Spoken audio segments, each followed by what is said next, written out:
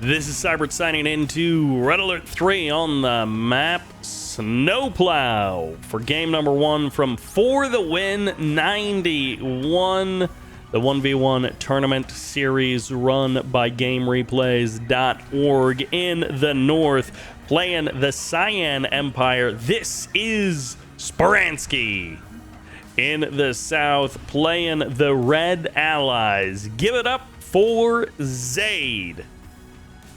We've got some tournament play on our hands, classic 1v1, and we're going to be taking a look at a couple of quarterfinal games, a couple of semifinal games, not entire series, just individual games from those series, and then we're going to be taking a look at the entire grand finals, which I believe is a best of 9. So there is a potential of, I think, 13 games in total here in this one video.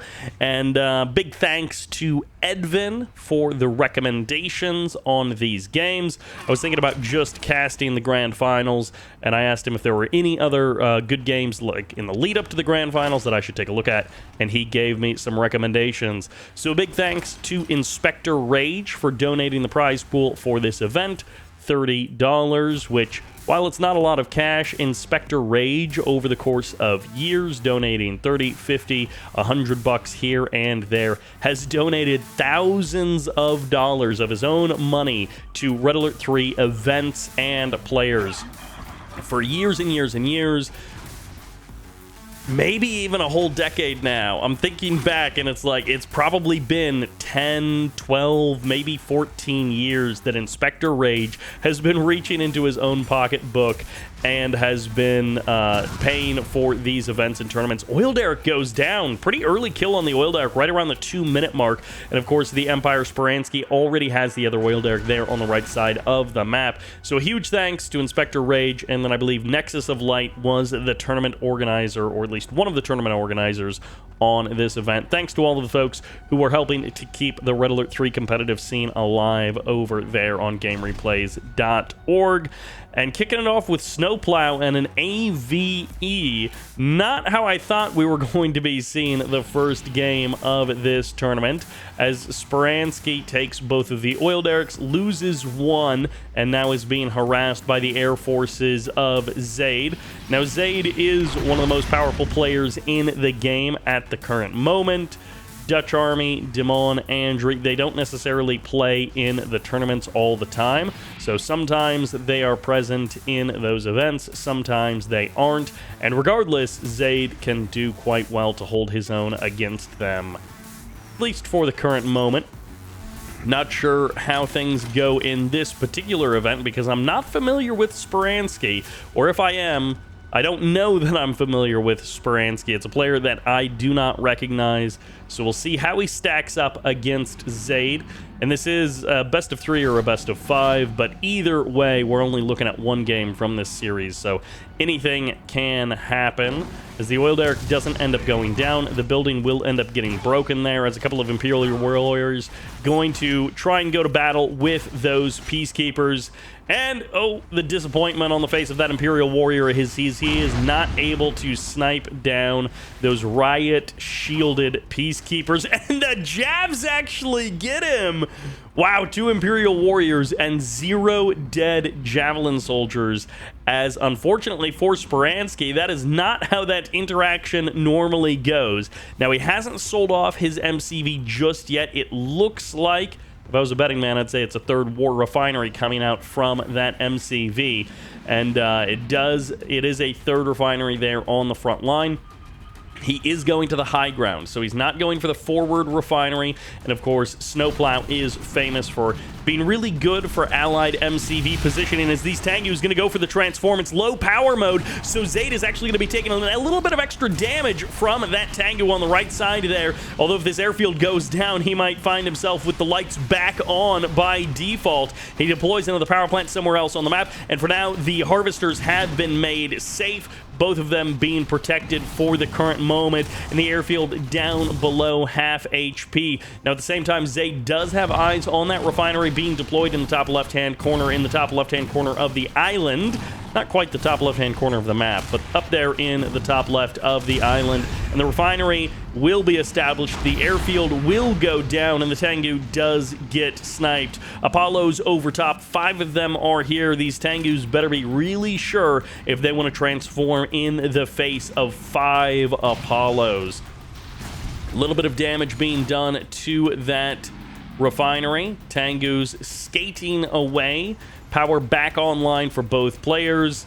Okay, there we go. For Speranski, as that power plant finishes up, Vindicators will force the transform of that. Apollo's going to take a little bit of damage here. No, it's the Vindicator eating all of the shots from those strikers on the ground. Imperial Warriors will be able to clean up the Peacekeepers and walls now coming in. It's a little bit slow for Speranski, but he had the oil derricks earlier on. He still has this oil derrick over here. So his third refinery slower than the allied third refinery, but he does finally have it up and running now.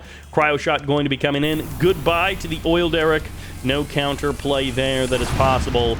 And he does not mistime the bombs. It looked like he was going to mistime the bombings there, but right there at the third bomb or the second bomb, gets the kill on that oil derrick, cleans it up, and the point defense drones get called in as well. Zaid definitely not playing as aggressive as he could. His MCV is conservatively placed for how some allied players choose to go for this map, but that would really just give him a little bit more control in the middle of the map because the Empire player has gone for the high ground expansion instead of the water expansion. It doesn't change all that much. Docks will be under threat basically immediately. Apollos are here. Strikers are on the wrong side. The tsunami tank will go down. Pops the nano deflectors, but it doesn't actually matter in this case. Strikers getting a couple of shots off against these Apollos. Another tsunami tank shows up. One Riptide is dead. Tsunami tank and the Yari mini sub able to push away those forces for now. It's low power mode for just a moment for the allied player as, well, the Yari mini sub is going to ignore that base defense for the current moment. Tsunami tank taking a little bit more damage but will survive for the current iteration. And, well, that's a dead multi-gunner turret on the front line. 4th refinery up and running for the allied player. So with the kill of the oil derrick, the allied player is in a good spot economically, but maybe not for long, as this refinery taking a ton of damage will go down. Yari mini sub plus Tengu plus tsunami tank equals 1 dead refinery. Could be a dead warfare or dead airfield here, as well as the Vindicator gets sniped out of the sky. Happy to trade it back for just a Tengu? Was that all that went down? Maybe the Yari minisub will get eliminated, as well as the Riptide pushes on forward. But trading 1 Tengu for a Vindicator, you're pretty much always going to be happy to do that as a Empire player, and especially if you get the kill on the refinery and the airfield.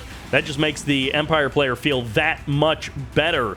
Zaid may be regretting his option of playing a little bit slower, playing a little bit more standard instead of just trying to turret push down his opponent through the middle of the map.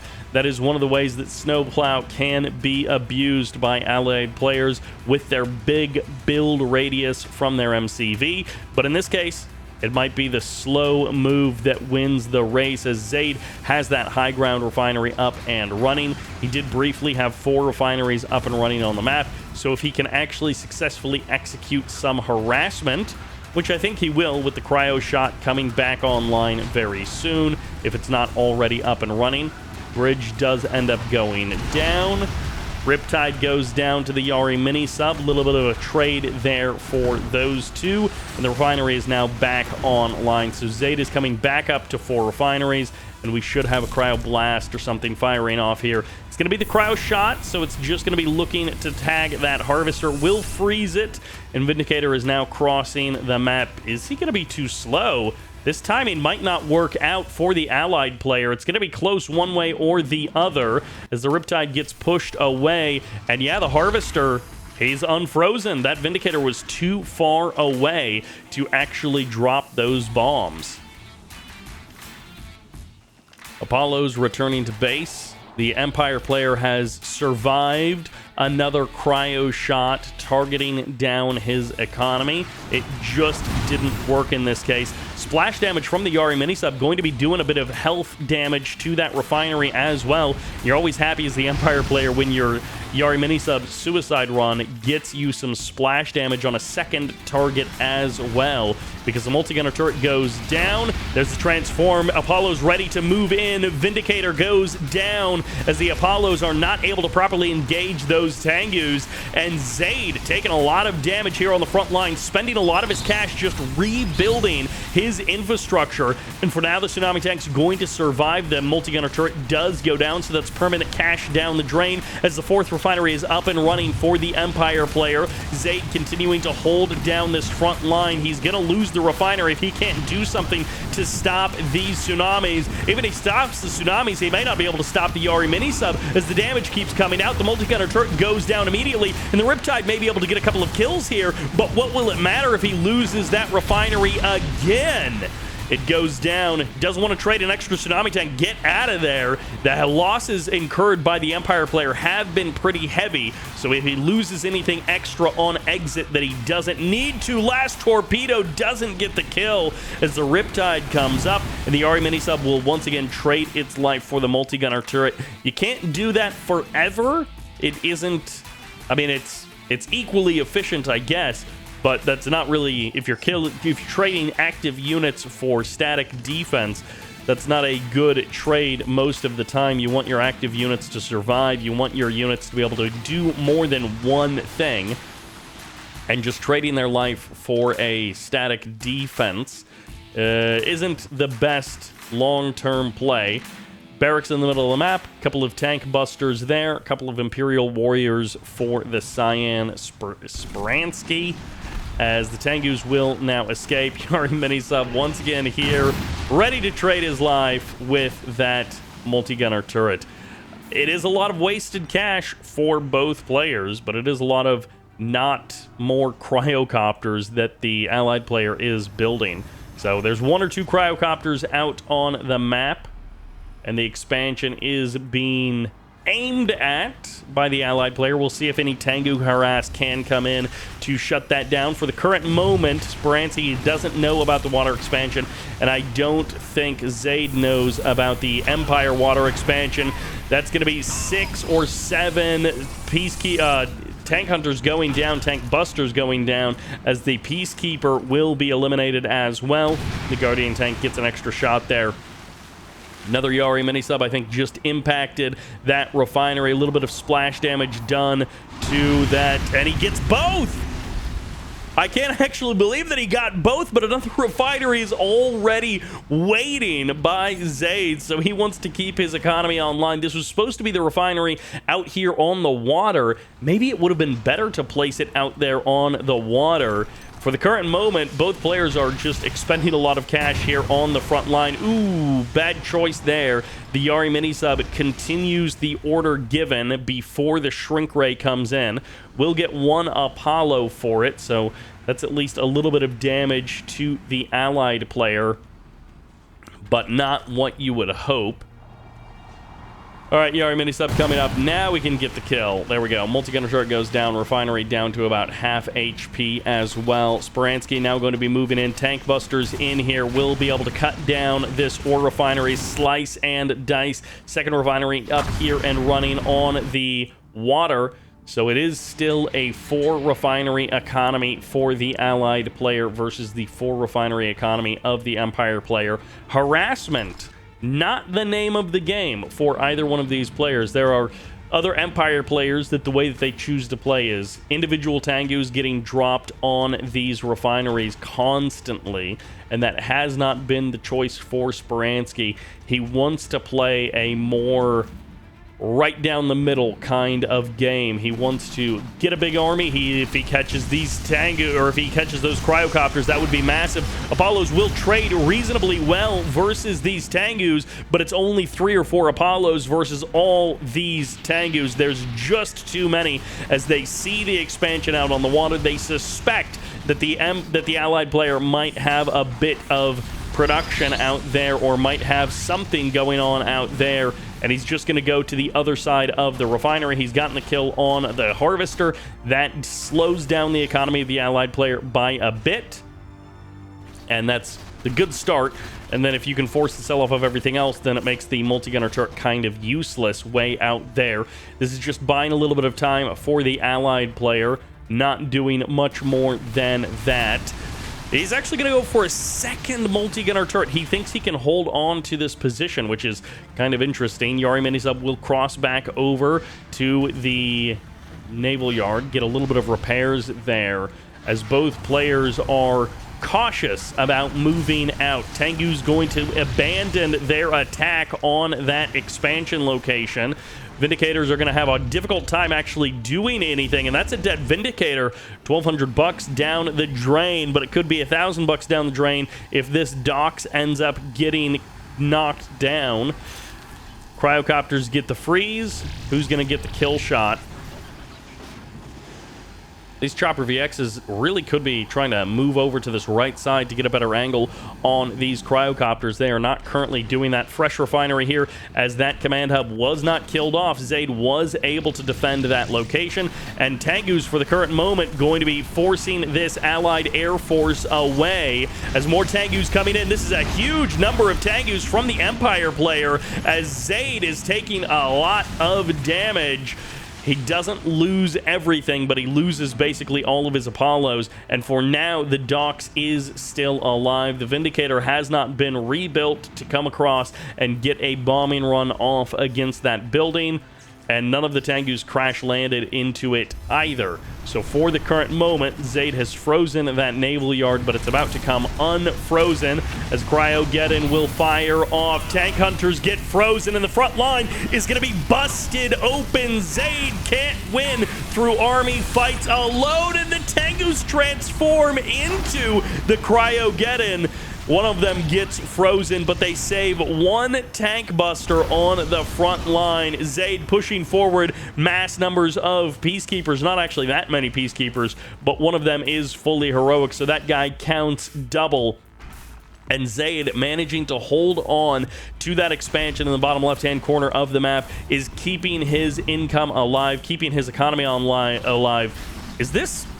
Did it get refrozen? This thing should not still be frozen. I feel like this is a bug or something with how long it is still frozen. Okay, there, finally, the Riptide will get it. I guess the Cryocopters came back, froze it again off screen, and then they kept it just in that frozen stat long enough.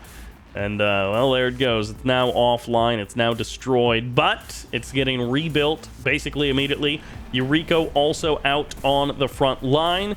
Can be easily targeted by the Cryocopters. We'll see if Speranski is able to protect the president, if he's able to keep Yuriko alive. Dox Core rebuilt as well. We'll see if that ends up paying off. Wave Force Artillery is now out, which means the middle of the map is even harder to hold down as soon as the artillery comes online. It feels like Zaid maybe could have beaten Speranski to the Tier 3 punch if he would have gone for that instead of rebuilding these refineries so many times. He could have had Athena cannons out and running quite a bit earlier. Yuriko just cuts out away from the army, decides to go around the edge of the map. Dangerous if she gets spotted, because a couple of Apollos can front run a couple of Cryocopters, and the Cryocopters can freeze her as she is like auto-attacking the Apollo, and then suddenly you've killed Yuriko and all you lost was one Apollo. Apollos are moving over there right now, as there is also a Yari mini-sub looking to assault that base on the left side.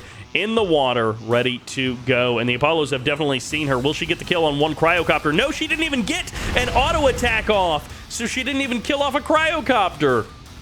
If you can trade a Cryocopter for Yuriko, then you feel like you at least got something out of the engagement. But Yuriko wasn't set to like attack move or anything. She was just moving. And so she didn't do anything, and she wasn't being manually controlled to target down one of the Cryocopters. Although maybe with 4 Cryocopters, it doesn't even matter. Maybe they freeze her too fast for her slam down of the air units to actually kill it. because it does take a moment. Cryo getting ready to fire off. Zaid says, I have an engage tool that you can't match, and it's going to be Cryogeddon as one cryocopter gets its wings clipped. Two of them end up going down, and the bull rush will come off. The shrink comes in, I think, on one of the King Onis, and the Tengus will transform. Emperor's Rage or Honorable Discharge going to be being a huge benefit there as the King Oni shrunken down survives the first phase of the fight, but not the whole thing as the cryocopters move in and they'll get the freeze on those tank busters. Zaid manages to survive the first wave of the attack and will actually get a freeze on the King Oni, managing to get an additional kill there as Speranski is just going to dive on the MCV. He's sacrificing everything to make this happen, and it's just not worth it as the Apollos shred the entire Air Force of the Empire. It's a suicide mission any way you cut it, and boy, did they lose their lives. They're 6 feet underground, and that's hard to do in the icy cold snow of Snowplow. The Empire sacrifices his entire army trying to dive on the airfield and the Conyard at the same time. Gets neither. Loses 10, 20 grand worth of army, something like that, in the space of a few seconds. He had already not done well versus in that previous engagement that the Cryogeddon lit off. But he didn't have to do that. And as a result, the army is now gone, and Zaid is in a pretty remarkable position. It's not going to be easy to disrupt Zaid from this point. That's the funniest Yari mini-sub that you've ever seen. Constantly on the surface there. Caught out in the open. Once again, the scouting from Zaid is basically perfect. He gets harassed on the left side. He ends up scouting on the right side again, looking for those sneaky trick plays. And I have to assume that was another Eureka. Could have been a couple of engineers, could have been a couple of tank busters. Whatever it was, it's at the bottom of the ocean now. And of course, Speranski, he has had this sneaky expansion out here. Nearly 20 grand extracted from that ore node, but it doesn't really matter now because the harvester will be frozen, the refinery will be frozen, everything will be eliminated as Zaid gets the kill there and will force the sell-off of the refinery as well. So goodbye to that expansion. It is all gone now. 11k worth of army versus 27k worth of army for Zaid. And from this position, Zaid doesn't have a huge incentive to, like, engage on the Empire in unfavorable conditions. He is the one who can just sort of sit and wait things out. He is not worried about the Empire just being able to rebuild that army in an instant. He's happy to sit around for a couple of minutes as a fully heroic Yari minisub will move in, gets shrunk down, will not be able to do anything with the sacrifice there, as Speranski holding on for 18, 20 minutes, and now it just feels like hopelessly falling apart.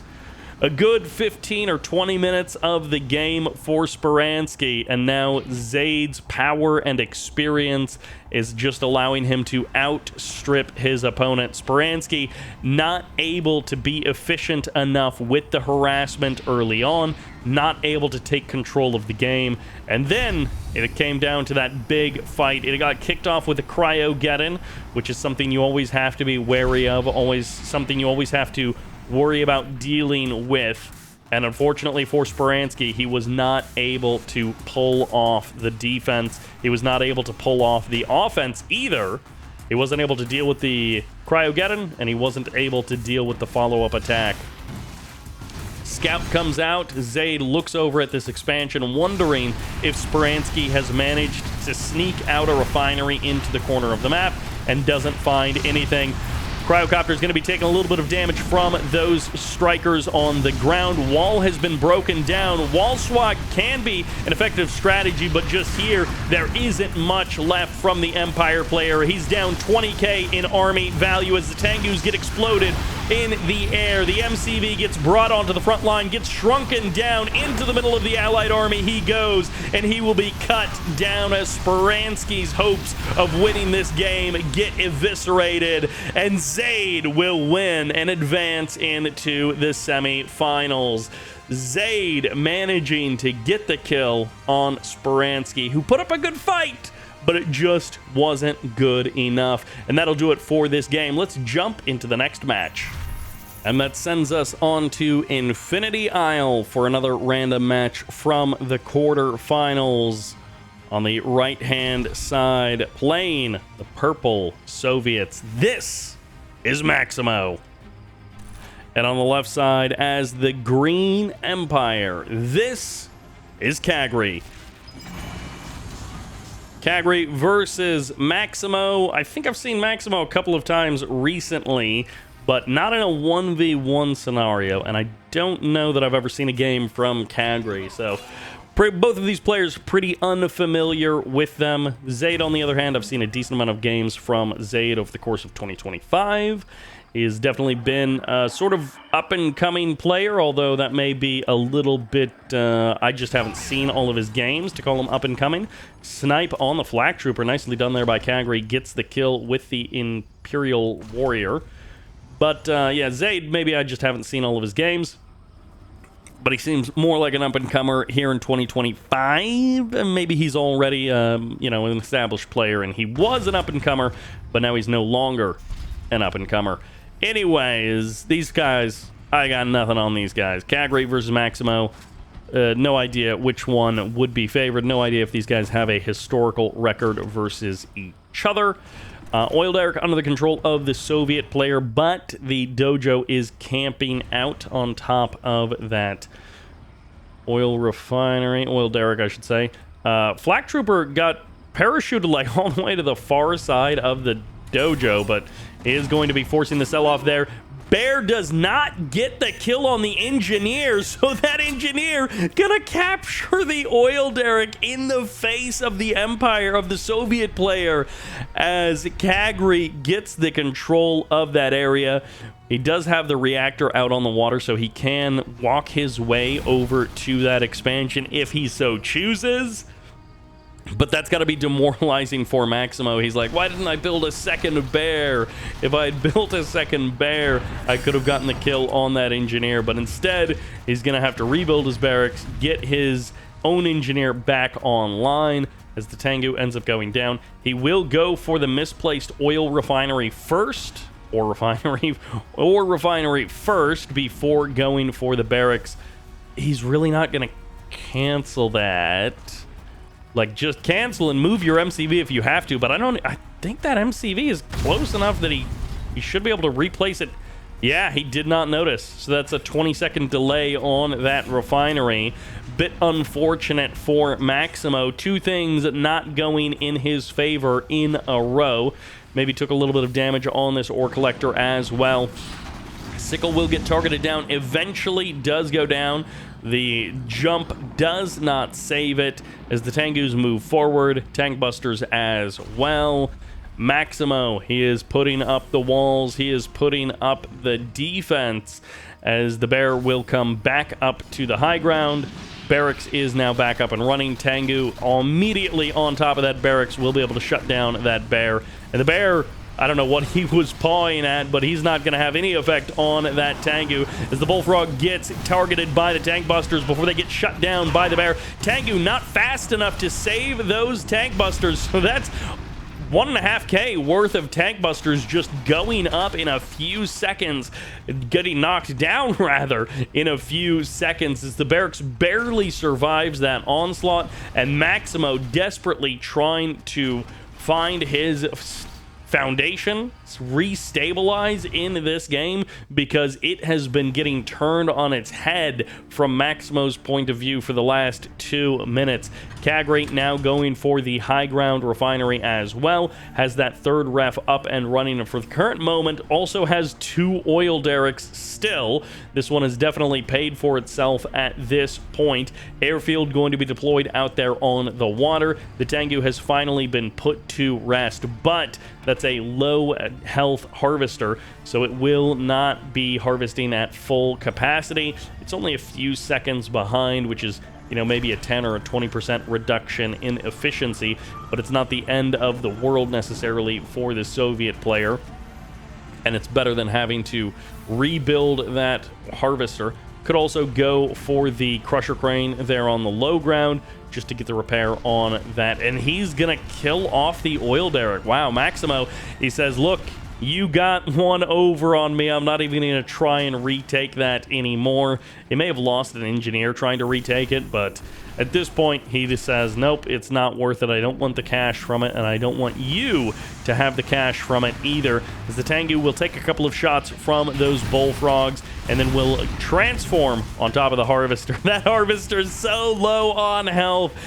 Barely anything left over. Got like 1 HP left after all of that remaining. And the strikers moving back away from the Soviet base. Bear gets sniped there. Scouting bears from Maximmoz, dotting around the map, a couple of them in a couple of places, and the oil derrick finally does fall. So Cagri's income is going to lower a little bit here, as both players are basically on 4 refinery economy. Not quite with this harvester. It's slightly less than 4 refineries for the Soviet player, but Cagri, with a very solid first 6 minutes of this game. Crane now online, will be able to heal up that ore collector, and the Tengu does not go in for the harassment. So the Tengu deciding it's not worth it, trade my life to try and kill off that ore collector. Might have even been able to get it when it was lower health, but now with the crusher crane getting it back up to full health, it's going to be a lot harder to crack that location. No war factory rebuild on the high ground or anything for Maximmoz. He's not going to try and go for that. Hammer tank and a twin blade both going down. The attempt at a hammer tank drop gets denied there by the Empire player. And the Tesla coil is ready and waiting for the Yari mini sub. You would hope that the Tesla coil could win that fight. And as long as, you know, nothing glitches out too hard, it definitely will win the fight.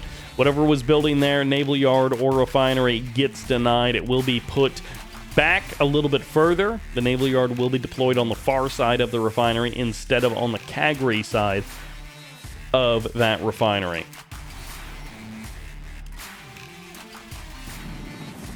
Mass Tengu here for the Empire player.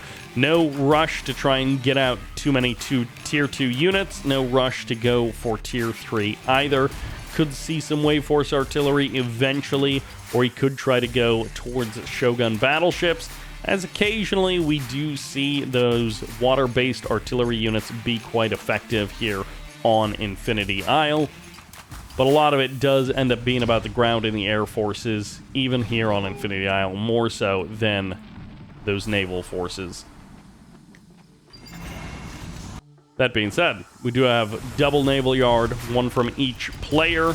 Both players going for a bit of water focus, and the choppers should be able to find an easy angle. They're going to go for the transform, as the Tengus are hoping to just shut down this naval yard as the ultra torpedoes fire off from this Akula sub, and the Akula sub will be able to get a couple of kills here as the Tengus go for the kill on the naval yard. Point defense drones expire there as some of these Tengus going to transform to escape absolute death. And there's the rebuild of the naval yard as the twin blades and the MiGs come in. The Tengus going to try and fight it out with the MiGs. The bullfrogs are nearby, so the Tengus have to be careful as a number of them get their wings clipped by those MiGs. Yari Minisub still looking for the optimal angle of engagement there, but the Tesla coil just makes it more and more difficult. Observation post gets taken from the middle of the map. The Empire player now owns that as the Twin Blades will fly over top, get a kill on a couple of infantry units there. Maybe the tank busters will end up going down as well as they're down in their Spidey holes. Satellite drop comes in, and this Akula sub might actually get the kill on the naval yard. There's nothing here currently to defend, so one more volley, and the naval yard goes down. The Akula sub gets the credit for the kill, and the tier 3 as well, going to almost get sniped. That it might have been worth sacrificing a twin blade or two to get the guaranteed kill on that nanotech mainframe, although maybe the Soviet player was worried that the Empire was just going to sell it off at the last second and get the kill on the Twin Blades regardless. But no, he finds another angle. He finds an opportunity. Cagri steps away with his defense, and he just lets the Tier 3 die. Perfectly done there by Maximmoz. Shuts down the Naval Yard, a Tier 2 Naval Yard as well, and then gets the kill on the mainframe. Everything going Maximmoz' way in the last minute or two of this game.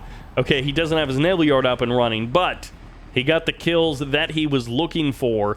He cancels his battle lab. He goes for a third airfield instead. He believes that Twin Blades and MiGs are the answer rather than V4s, Dreadnoughts, or anything else from the Soviet arsenal. I mean, he could go APOC tanks as well, but, you know, probably not. You're probably not building a lot of APOC tanks in a 1v1. Build one or two, sure, but not too many more than that. At least not at one time. Constrip goes over. We'll get some vision. Be able to see exactly what's going on the Empire side of that. Ooh, dangerous game that you're playing there. But all of the Twin Blades survive. Two of them down to half HP. Yari mini-subs once again looking for the engagement there. Akula sub gets the kill, and that means the Yari mini-sub is able to get the kill on the Akula. Both players finding themselves at not quite a stalemate, but a difficult spot to engage the other one from. Tier 3 coming back online for the Empire player. Not even really Tier 3, but, you know, mainframe is going to be online. Yari Minisub might be able to dodge enough damage, get up close, and go for the sacrifice. Gets the Naval Yard a moment too late. Naval Yard gets restarted, gets canceled. The Akula sub down to 50% HP. As these Yari mini-subs, they're doing quite a good job of keeping the Soviet naval forces down, stopping them from doing anything too effective. The first kill of that Naval Yard was not the start of, like, the ball rolling.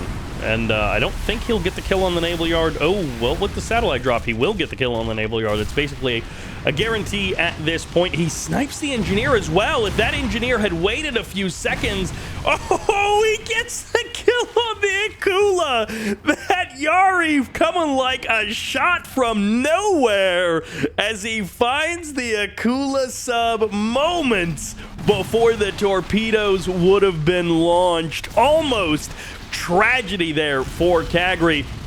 As the Tengus move in on the Naval Yard, the Twin Blades will once again find the engage on the Nanotech mainframe. The second volley of rockets goes out. The Tengus are too little too late as the Twin Blades will exit. Low power mode for both sides briefly there. Cagri before the engagement. Maximmoz now in the middle of the engagement. He is like, I have to build power plants?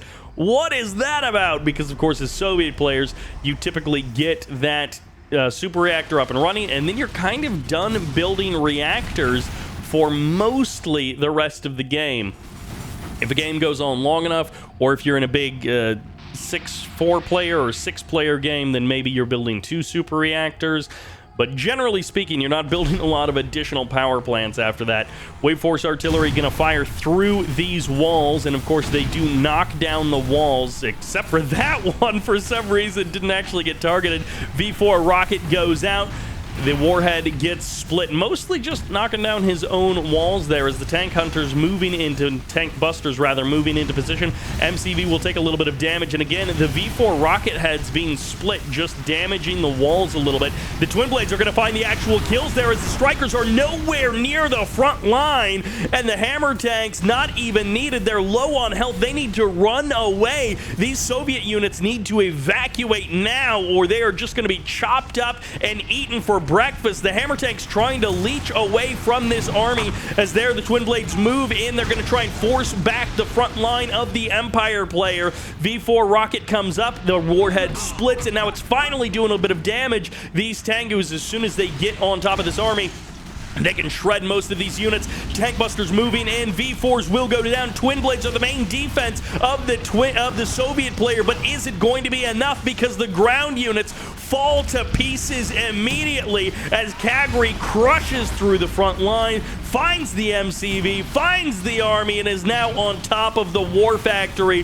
These Twin Blades need to lift this game out of the depths of despair as the Tengus go for the transform, and the MiGs are not close enough to save their Twin Blade brothers as the Tengus clear everything out. The Strikers and the Tengus make short work of the Soviet air forces. The super reactor gets lit up by the lasers of the Tank Busters and will explode, evaporating the MiGs in a magnificent show of power. The power of the Empire, that is, as they ignite the dynamite that ends the game. And Cagri will get the win there on Infinity Isle. And that takes us to the one, the only, the Prime Temple of Red Alert 3.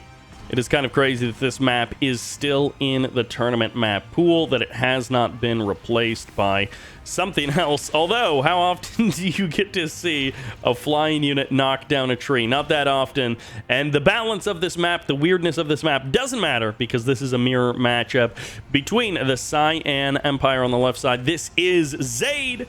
And the Purple Empire on the right side. This is DachiMK. Or perhaps it's Dachi? It's something like that. I always end up saying it wrong, and Dachi has actually told me how to say it, and I still end up forgetting. I still end up getting it wrong in the actual game. We'll get it eventually. Eventually, I'll figure out how to pronounce this guy's name, and we'll see if he is able to topple Zaid, or if Zaid is advancing into the finals. This is the semifinals. This is, I think, a best of 7, but again, as I talked about, we're only checking out one game apiece from a couple of quarterfinals and then both of the semifinals, and then we'll check out the full best of 9 there in the finals of the tournament. Oil Derrick does get captured in the south by Zaid. In the north, it's by Dachi, and he will manage to hold on to that for now. We'll see if Dachi is able to get back this Oil Derrick in the south. It looks like he's producing an engineer now, and there's nothing really here from Zaid to get the easy kill since the Tengu turns back around. The engineer will have time. Nicely done there. The Purple Empire gets both Oil Derricks. At the current moment, he's got control of both of them. Nicely done. Income will be favoring him. Well... nice little income boost for Zaid with the sell-off of that MCV. But, well, it's just not gonna last. If you've got that MCV sold off, then you have limited your options, and you don't have either one of the Oil Derricks. If you don't have a dojo, then you will never have that either. Sudden transport on the way out. Tengu does end up going down, and Zaid waiting over top of this expansion. He's not going to try and bait the Tengus. What is he actually doing here? Because the sudden transport is coming in, so he wants to kind of distract, but the Tengu does spot it. No, he doesn't. The Tengu was on an auto attack, and he goes for the power plant, camping out on top, will force the sell-off there, and that will be the end of the engineer. So that is the last hope of Zaid. He doesn't go for the Oil Derrick. He doesn't go for that guaranteed capture out on the map that brings him a little bit of income. He forces the sell-off of Dachi. He ends up forcing him into low power mode for just a moment here, as he will be forcing the rebuild of that dojo. We'll see if anything comes of that. Zaid, he is committed into this idea. He is committed into the idea of a relatively short game here as the Tengus come in for the transform. This is now 4 Tengus versus 3, but one of them is stuck on a bit of terrain. This is going to be 1 dead harvester, so the kill on the power plant has worked. He's forced the rebuild of the power plant instead of building more Tengus. Tengu transform hasn't happened to harass the second harvester. For the current moment, Zaid not able to get any additional kills to snowball this from one thing to another.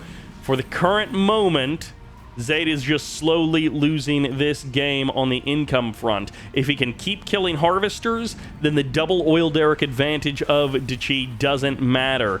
It'll be dwarfed by the cost of rebuilding harvesters, by the cost of losing that harvester. And now this is the big transform. Zaid has to win the game right here, right now. Dachi really needs to kill off these Tengus. He loses another Tengu trying to kill off that harvester, and the Tengus of Zaid manage to escape the MCV. And while Zaid hasn't won the game just yet, he's got a great position there behind enemy lines. Crossing the map is Dachi. He's got a couple of Tengus low on health. He's looking for the angle, but with the power plant down, it's low power once again for Dachi. So it doesn't matter if he's got better income. It doesn't matter if he's got better production, because when the lights are out, that advantage gets diminished. And now with the forced sell-off of that refinery, Zaid has locked in an equal or better position than his opponent. We'll see how many of these harvesters end up surviving this engagement, but Dachi had the army disadvantage, and now he's on basically a disadvantaged economy as well. Zaid was able to take one harvester kill, turn it into a power plant kill, turn that into a solid Tengu advantage, and now he has maintained that army advantage. He has maintained the economy advantage, and Dachi has limited options to come back in this game. We'll see how it ends up working out. He does still have those oil derricks, and the harvester doesn't take the splash from the dying Mecha Tengu. An unfortunate angle here for... he actually sells off that refinery. I was going to say it's an unfortunate angle for Dachi in this game, but it's with the sell-off of the refinery, it's now back to a much more even economy. It is still benefiting Dachi, but not exactly, as he actually sells off his MCV, transforms that sudden transport, and he actually has a dojo as well, so potentially he could build that somewhere and then still have the option of building infantry if it makes sense. But the dojo does end up going down, both of the oil derricks now being targeted by Zaid, so that advantage is now gone. It's one refinery versus one refinery, MCV cell versus MCV, and sudden transport there in the north. I don't think it's been spotted by Zaid, so for the current moment, Dachi is not going to be spotted. It is difficult to get a single engineer to be a game-winning prospect, but, you know, if you get the MCV or if you get the War Factory, then that does cancel any ability to ever rebuild the MCV. That's a second sudden transport as well, but I guess this one is on the side of Zaid. So I'm not sure what's inside of this. That sudden transport is from Dachi. Tengu's moving out. Both Empire players on the edge of death. One Empire player has a heck of a lot more army, double the army value, but the War Factory, it'll be forced to sell off that power plant, and the sudden transport will end up going down. The engineer steps out only to trip over his own feet and die face up on the ground. Dachi moves in to try and kill off the War Factory. It'll be a trade of critical infrastructure on both sides of the map, as the power plant is going to be going down on both sides. It's permanent low power mode for both players as Zaid looks to defend this location. He's got a couple of Tengus on the ground. He's targeting down those strikers, and the War Factory is going to be eliminated on both sides. It's a race for the refinery, the last building of both players, but Zaid has the faster moves. He has the faster units as Zaid gets the win, and Dachi has been defeated. The last refinery going down there, and Zaid managing barely to get the win in the base race.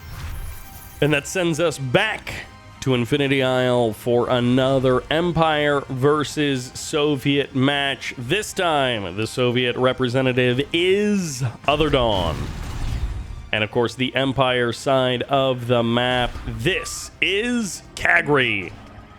Back from killing Maximmoz, he is here to see if he can knock down another Soviet player 2 in a row, one in the quarterfinals and then one in the semifinals, or will OtherDawn be able to advance into the finals? Both players here looking for that shot at the #1 position, the shot at the prize as well. War Factory coming up after the first refinery from our Soviet player. OtherDawn grabs his oil derrick, gets the first refinery, and then goes in for the War Factory after that. Will also mine his own building to stop the Empire player from having control of that at any point. Burst drone will get the flyover. We'll be able to see everything that the Soviet player is doing. And for the current moment, both players happy to be very normal and to also confirm that their opponent isn't doing anything too tricky or insane either. It looks like it's going to be... We're settling in for a nice normal game here on Infinity Isle. Once again, it's not the knife fight of Empire versus Empire. It's not an all-in kind of turret push from an allied player. It is just a nice normal game here. Soviets versus Empire. And it will now be a couple of dead units. The Imperial Warrior gets the kill on the Flak Trooper, and then the Imperial Warrior goes down. Super Reactor now up and running for the Soviet, so that part of the tech tree is complete before the third refinery comes up. So it is tech and production before eco for the Soviets. Isn't necessarily a bad thing. We'll see if the hammer tanks end up being much of an advantage. For the current moment, oh, he didn't actually tag that Conyard.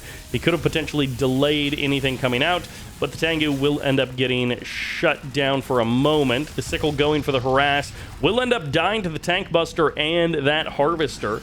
One of them getting the final shot there as the Scouts coming out from OtherDawn. Decent vision around the map. And he hasn't placed his reactor particularly far out, so it's going to take him an extra moment or two. I think it'll be one extra building if he ends up deploying a reactor out here somewhere or just on the edge there, and then like an airfield after that, he can then get the refinery up and running. But if you manage to get a reactor a little bit further out, then you can do it with basically one fewer buildings based on how the positioning looks there. Tengu's going to clear out those bears. Mecha Bay has not gone tier 2 just yet, unless he's going for it now. Nope, going to be delaying that tier 2 even a little bit further. We saw the first hammer tank already out roaming around the map a little, killing off a couple of wall segments, so the third refinery could come up and online there on the high ground for OtherDawn. Walls coming up across the middle of the map. Naval Yard as well for the Empire player. Can send that down to the low ground and then begin the perhaps long, inevitable strife fight of Yari mini-subs just suiciding themselves to get marginally better kills on Soviet units and infrastructure. Not always working out in the advantage of the Empire player, but decent amount. Power plant also coming online. Where did that dojo... Okay, he sent the docks core all the way out to the water expansion. So we will have those repairs ready to go. He's not going for the quick deploy of the docks down here, just south of that high ground third. He's going out to the water. OtherDawn looking to clear out the building. Down on the low ground, gets a kill on the Tank Buster down there. And will just move his MCV out to the water. Gets the refinery up and running in one. Delays the airfield by quite a bit. This is basically a 5-minute airfield that is coming up from OtherDawn. So no real focus on getting out those Twin Blades or those MiGs. A lot of Soviet players do prioritize the production of Twin Blades and air units. But in this case, they'll come around eventually. You know, we're past the 5-minute mark. It's still not up and running, but it's very, very close. As we will have the War Factory on the low ground, the barracks on the high ground, the airfield behind the super reactor, and then the MCV can head back up to the high ground. Everything well established. No flak cannon on this refinery, so it is potentially vulnerable to strikers if they chop their way over there, flapping their wings. But the Yari mini-subs will at least be deterred. His tsunami tanks as well, or Tengus, will all be deterred from attacking that location. As I said, Yari mini-subs may just choose to suicide themselves, rushing in to try and get the kill on the refinery. First Twin Blade nearly gets sniped as the Tengus get caught in the air by the Bullfrogs, and those Imperial Warriors sacrifice themselves, but the Tank Busters get the kill on the Hammer Tank. They're named Tank Busters for a reason, as the MCV takes a little bit of damage. A furious engagement from those two players for just a couple of moments there, as OtherDawn and Cagri both taking some losses in the middle of the map, but not heavy losses, just a couple of units setting the tone for that engagement. Armies are relatively small on each side, only 15 units apiece, and a lot of that is infantry by sheer number. These Twin Blades need to be careful carrying those hammer tanks around. Some of these Twin Blades aren't at full health. Crusher Crane would be nice to see at some point for the Soviet player. He's going for the naval yard there on the water. He's going for the low ground placement there, as the Twin Blades nearly getting sniped by the Tengus, but the Bullfrogs clip the wings of the Tengus, and those are going to be some dead Empire units as the naval yard gets slowly but surely targeted by that Yari mini-sub. On the other side of the map, it's a Hammer Tank harassment coming in. You thought it couldn't get any better, but the Hammer Tank will actually get the kill on the Harvester, and well, that's always nice for the Soviet player. Even a little bit of cash back from the Soviet player as well. That's like a double bonus for the Soviet. Gets the kill on the Harvester, gets the cash back. May end up losing a couple of Hammer Tanks here or there. May lose a couple of Twin Blades as well. All three Twin Blades almost going down. This guy has got 10% HP or less. And now the Strikers are going to transform. They'll get a kill on a MiG. And the trades back and forth continue as Cagri and OtherDawn seem very evenly matched. They are trading back and forth quite evenly, all things considered. The advantage goes to one player, and then the other player gets a good couple of moments, gets a good couple of kills, and it seems like the advantage switches in by the engagement. Each engagement goes slightly in the favor of a different one of these two players. Refinery coming up on the low ground, flak cannon as well. Static defense starting to come up for OtherDawn there on the low ground. Might have to cancel a couple of things out of the war factory if he's producing anything from these production structures, just to get up this refinery and this flak cannon a little bit quicker. Don't want to be delayed on getting those two things online. Sudden transport loaded up with 5 tank busters. This could be a lot of burst damage coming out from the Empire player. There is a terror drone there on the water, so there may be an opportunity to snipe this sudden transport on the water before it can do anything. Twin Blades come in. They almost get the kill on that Harvester, but it does survive. Akula sub now out, looking for a potential tier 2 naval yard. Whatever's going to pop out of there better be ready and waiting to go. It's a Naginata cruiser. As the Harvester goes down, so does the Twin Blade, and the Naginatana straps a sword to his bow and is ready to chop down that shark. Sudden transport survived the transport mission as the Tengus deal with the building, and the tank busters are now here. They get an easy pop on that hammer tank as Cagri busts open the front door of OtherDawn. Toxins coming in on top of this army, but it's giving lots of time for the Empire to get out of the way, as the Toxins will miss basically everything there on the ground. Bears trying to come in, but all of the tank busters surviving this first wave of the engagement. Tengu's up to the high ground, going to be targeting that Harvester right away. War Factory under threat now as the reactor comes in to body block for it. Another hammer tank goes down, and the Bullfrog can't do anything to stop this attack.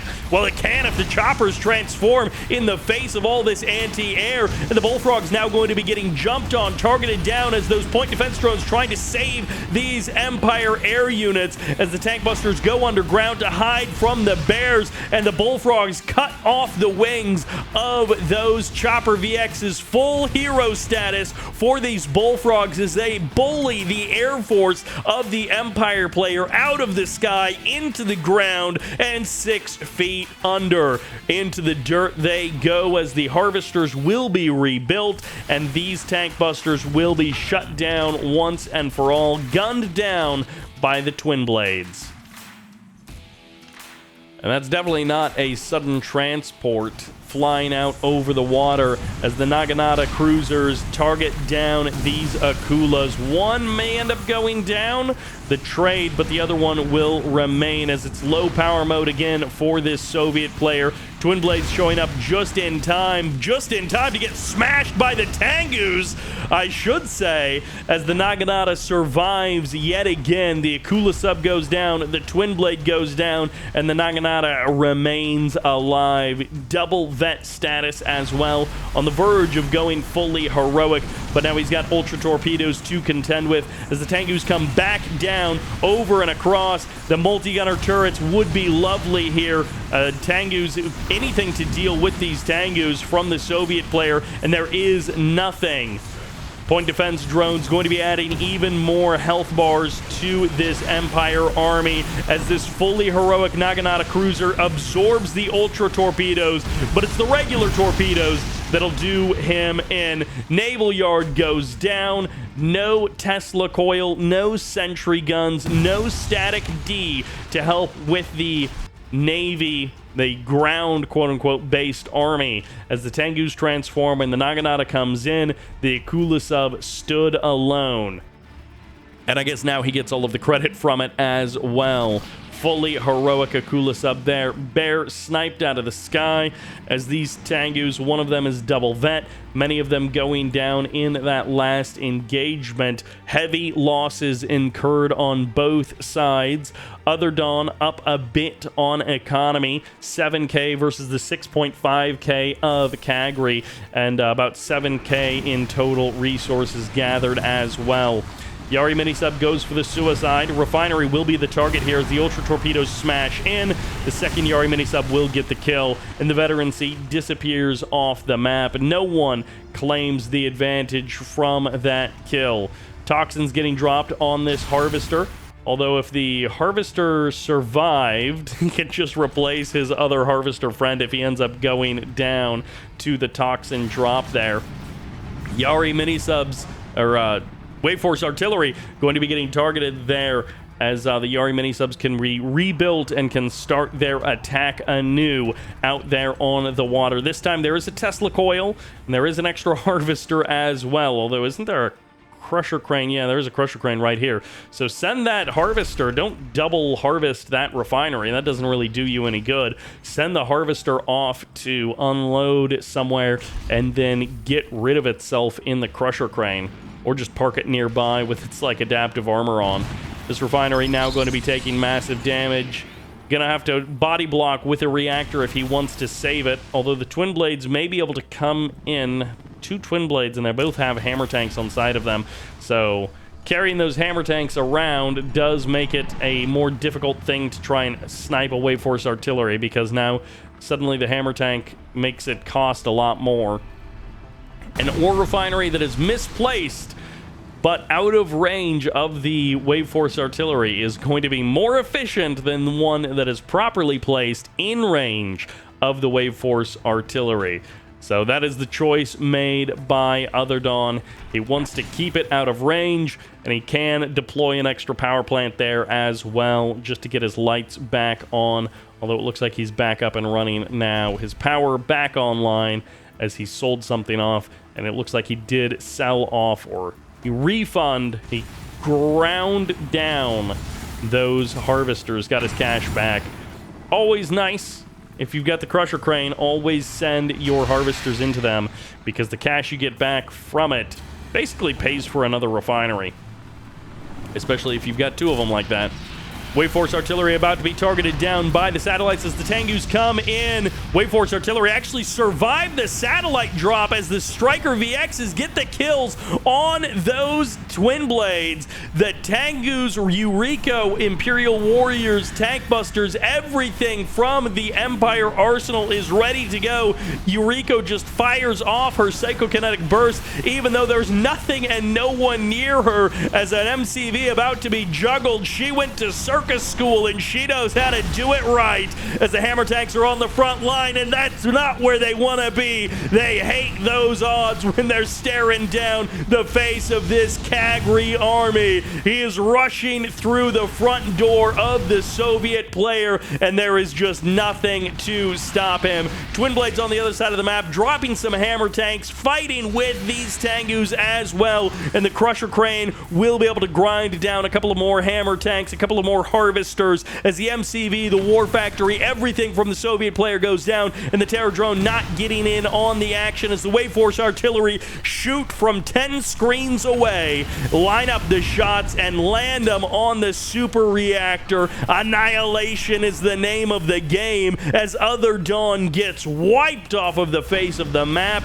and his Twin Blades nearly getting annihilated as well. It looks like a bunch of Tengus going down, but what does that matter if you don't have anything left to follow up with? Chopper VX is going to go for the transform because Terror Drones are terrible at flying, as the GG comes out, and Cagri will win that game on Infinity Isle, and that will finally send us into the grand finals, the finals of For the Win 91. And the finals will bring us to Infinity Isle for game number 1 of this best of 9. On the left side, rocking the Cyan Allies, this is Zaid. On the right side, also playing Allies, opening double barracks, this is OtherDawn. So as I said, we're not taking a look at all of the games from the quarters and semifinals. So we end up with Zaid and OtherDawn in the finals. Zaid, I think, not a big surprise. He is perhaps the favorite coming into this. OtherDawn, I guess I would have said maybe a 50-50 with Cagri, but it turns out OtherDawn gets the win, will advance into the finals, and starting out with an AVA. A mirror matchup on Infinity Isle. Sort of a classic setup here. No fast airfield from either one of these players. In fact, no airfield at all thus far. 90 seconds into the game. Barracks openers. We got the power plants out. We got the water expansions coming up. Both players doing very similar, though slightly different things at the current moment. Zaid with that extra power plant. OtherDawn is going to have to build his power plant slightly later, but he also went for the double barracks opener, so few more Peacekeepers out on the field in total. It actually cleans up a nice chunk of Peacekeepers from Zaid. He gets 3 for 1 in the last 10 or 15 seconds of that engagement. Zaid does hold the building, so there isn't a ton of ground that OtherDawn can take in the meantime. Double refineries up at the water expansion. Both players have those water refineries online now. And there's the airfield all the way at the back of the base. So that's a very long distance to fly, to refuel, rearm, get back out onto the battlefield. Would not be surprised to see a second airfield up here on the high ground as these Peacekeepers continue to duel each other in the middle. Oil derrick still hasn't gone down. It is wiping out a lot of the resources generated by the oil derrick just to repair it. But if it means the oil derrick stays around for an extra couple of minutes in the game, that it is but definitely worth it. That adds up over time. The oil derricks are very effective, especially if they can manage to outlast the ore nodes, because of course oil derricks never get depleted. And this is what I was expecting to see out there on the water. Riptides making their way out and across the map is what I was assuming was going to happen from Zaid, but no, he went for that airfield instead. Zaid and OtherDawn both heading for the high ground, and we're going to have a potential 4 refinery setup for both players. Although we'll see, maybe some Dolphins will come out. Nice bomb splitting there by Zaid. Gets as much damage as possible. Kills off 2 different Peacekeepers before clearing out the building. Riptide here means that this is a losing fight for Zaid, and there's going to be the laser lock on the building. A couple of javelins actually going down, so a decent trade back for Zaid. He's getting as much value as he possibly can from that engagement, from that situation. Naval Yard's still around. Sometimes you see players produce 2-3 units with it, and then they sell it off, and it's not really meant to stick around that long. Refinery up on the high ground for Zaid, a bit faster than the one for OtherDawn because he went for the airfield there on the high ground. No war factory just yet for either player. Zaid, of course, without that naval yard, can't produce any vehicles at all, or I guess any ground vehicles at all. Sells off the airfield back at home, so he should be rebuilding that as he deploys a second barracks on the front line. And where is the airfield going to be deployed? Javs managed to clear out the building. Nicely done there. And these Vindicators need a place to land. They are starting to take a bit of damage, and there they will find it on the high ground near that oil derrick. 4 refinery versus 4 refinery harvesters fully online for both players. No big harassment from either side. Dog is going for the attack, will get sniped, but it does reveal that there is a weak side of this refinery. Easy to target it from the northern position with a Dolphin and get the kill on the harvester or the refinery that way. Apollo going to be tagging these Vindicators, but that Apollo drives a little bit too far into enemy territory, and that is punished. A little bit of cash down the drain there for OtherDawn. Zaid moving his way to the front line.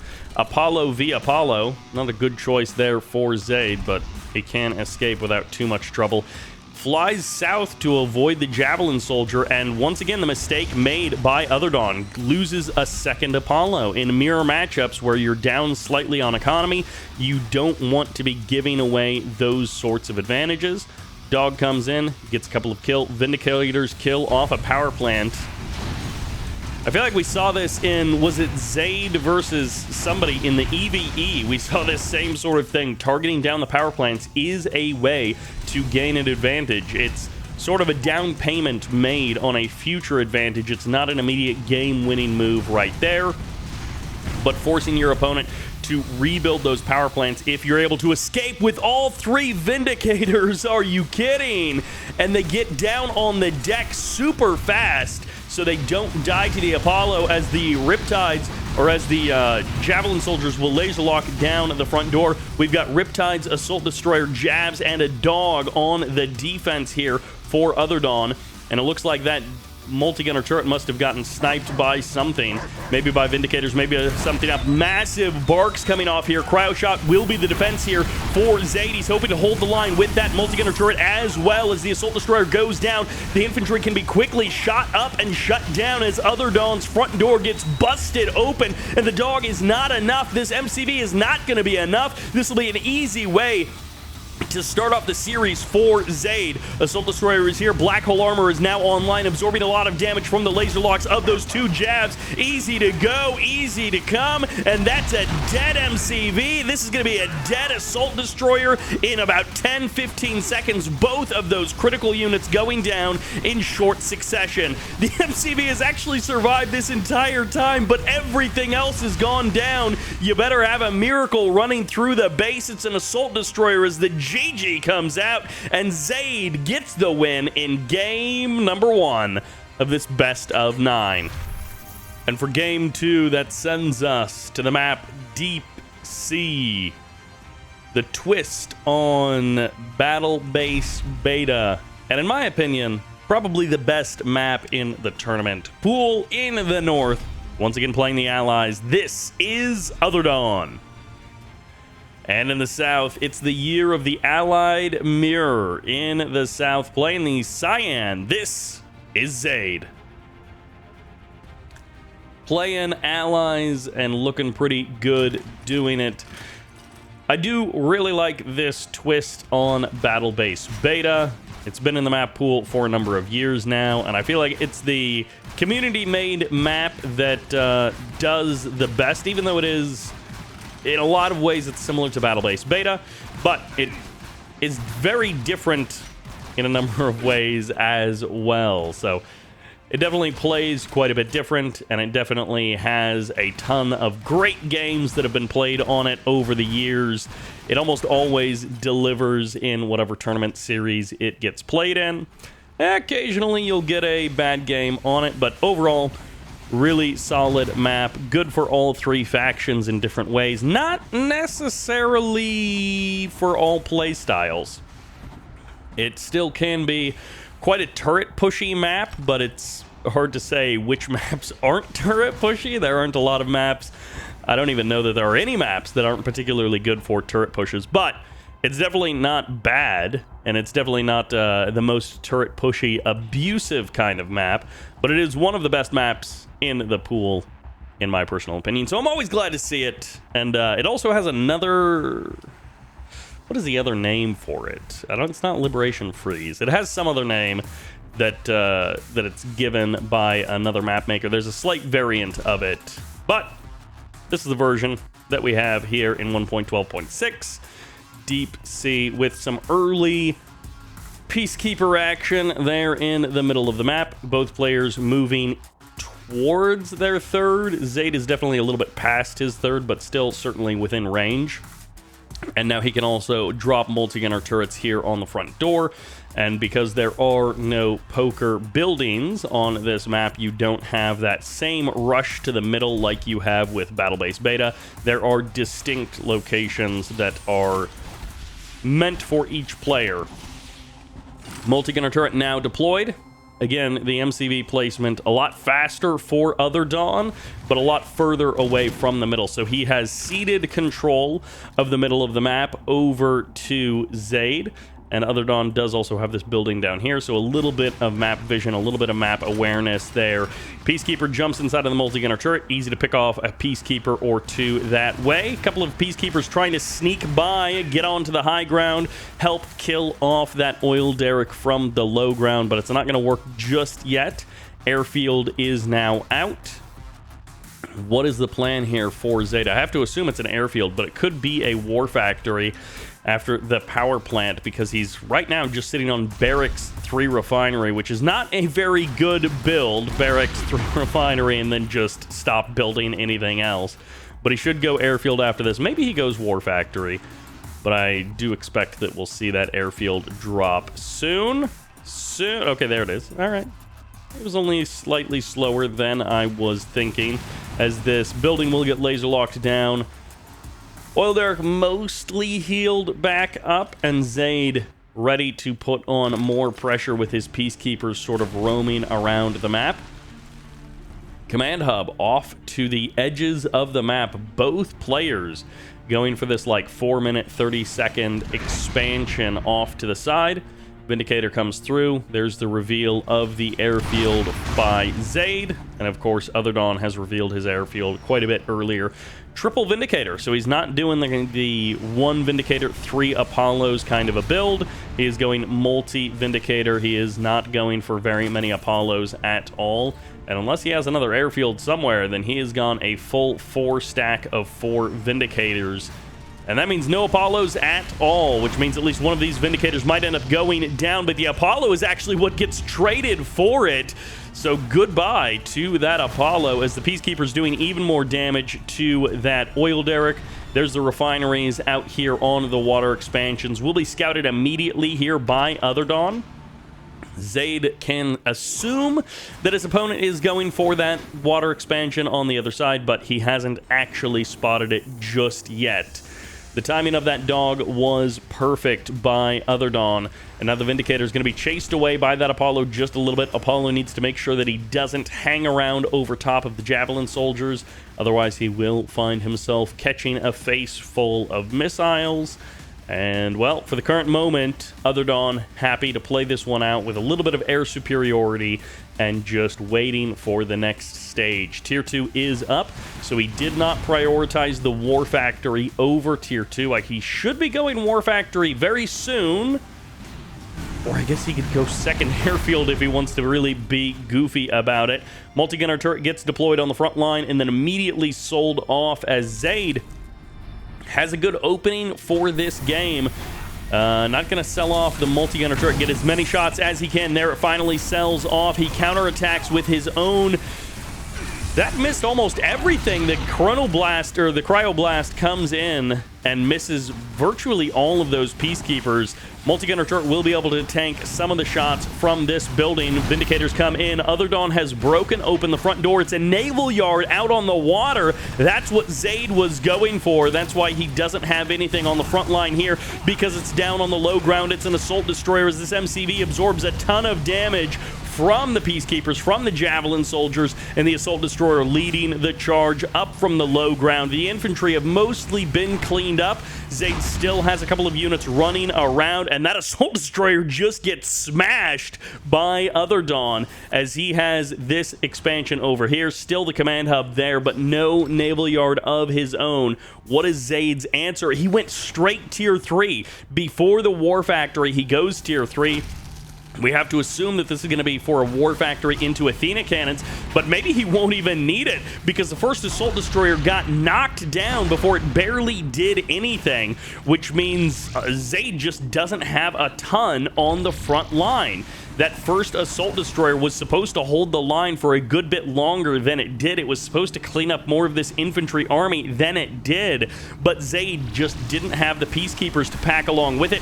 Vindicator now comes out. MCV and assault destroyer are going to be taking a ton of damage from those Javelin soldiers, and the Vindicator takes a bit of damage, but then it survives. It still gets onto the deck and will get those repairs as the dogs come in, barking their way and chomping their way through this infantry army as OtherDawn gets routed at the front door. He nearly breaks Zaid, but he is the one who is broken. The airfield survives, the Vindicator survives, the assault destroyer survives, everything down below half HP, but it all survives. Zaid so close to being eliminated right there at the 8-minute mark in this game, and now he has to contend with Athena cannons, so I'm not sure that he can really make this push work. We'll see what the Athena cannons can do. First strike actually goes for the dog, not used on the assault destroyers. There's going to be the shrink come in. Walls don't stop that assault destroyer as the Javs get a number of shots off, and now the War Factory is under threat. Laser lock comes through and say goodnight to that War Factory unless you can actually drop the bombs, but he just can't. Riptide gets crushed. Zaid is actually making this push work. Athena cannon goes down. It's just the infantry behind the front line. The real killer is the cryocopter, but he's only got one in the sky. Everything else has gone down as these assault destroyers take turns with the black hole armor, absorbing everything. The singularity will not let any of Zaid's units fall as another refinery gets eliminated. A fresh assault destroyer makes its way to the front line. The health bars just will not stop. The shrink ray comes in, and now the assault destroyers, 3 of them are full-sized. Only one is the little guy, and now the cryo beam gets absorbed as well. The black hole armor denies everything from OtherDawn, and Zaid has fully turned this game around.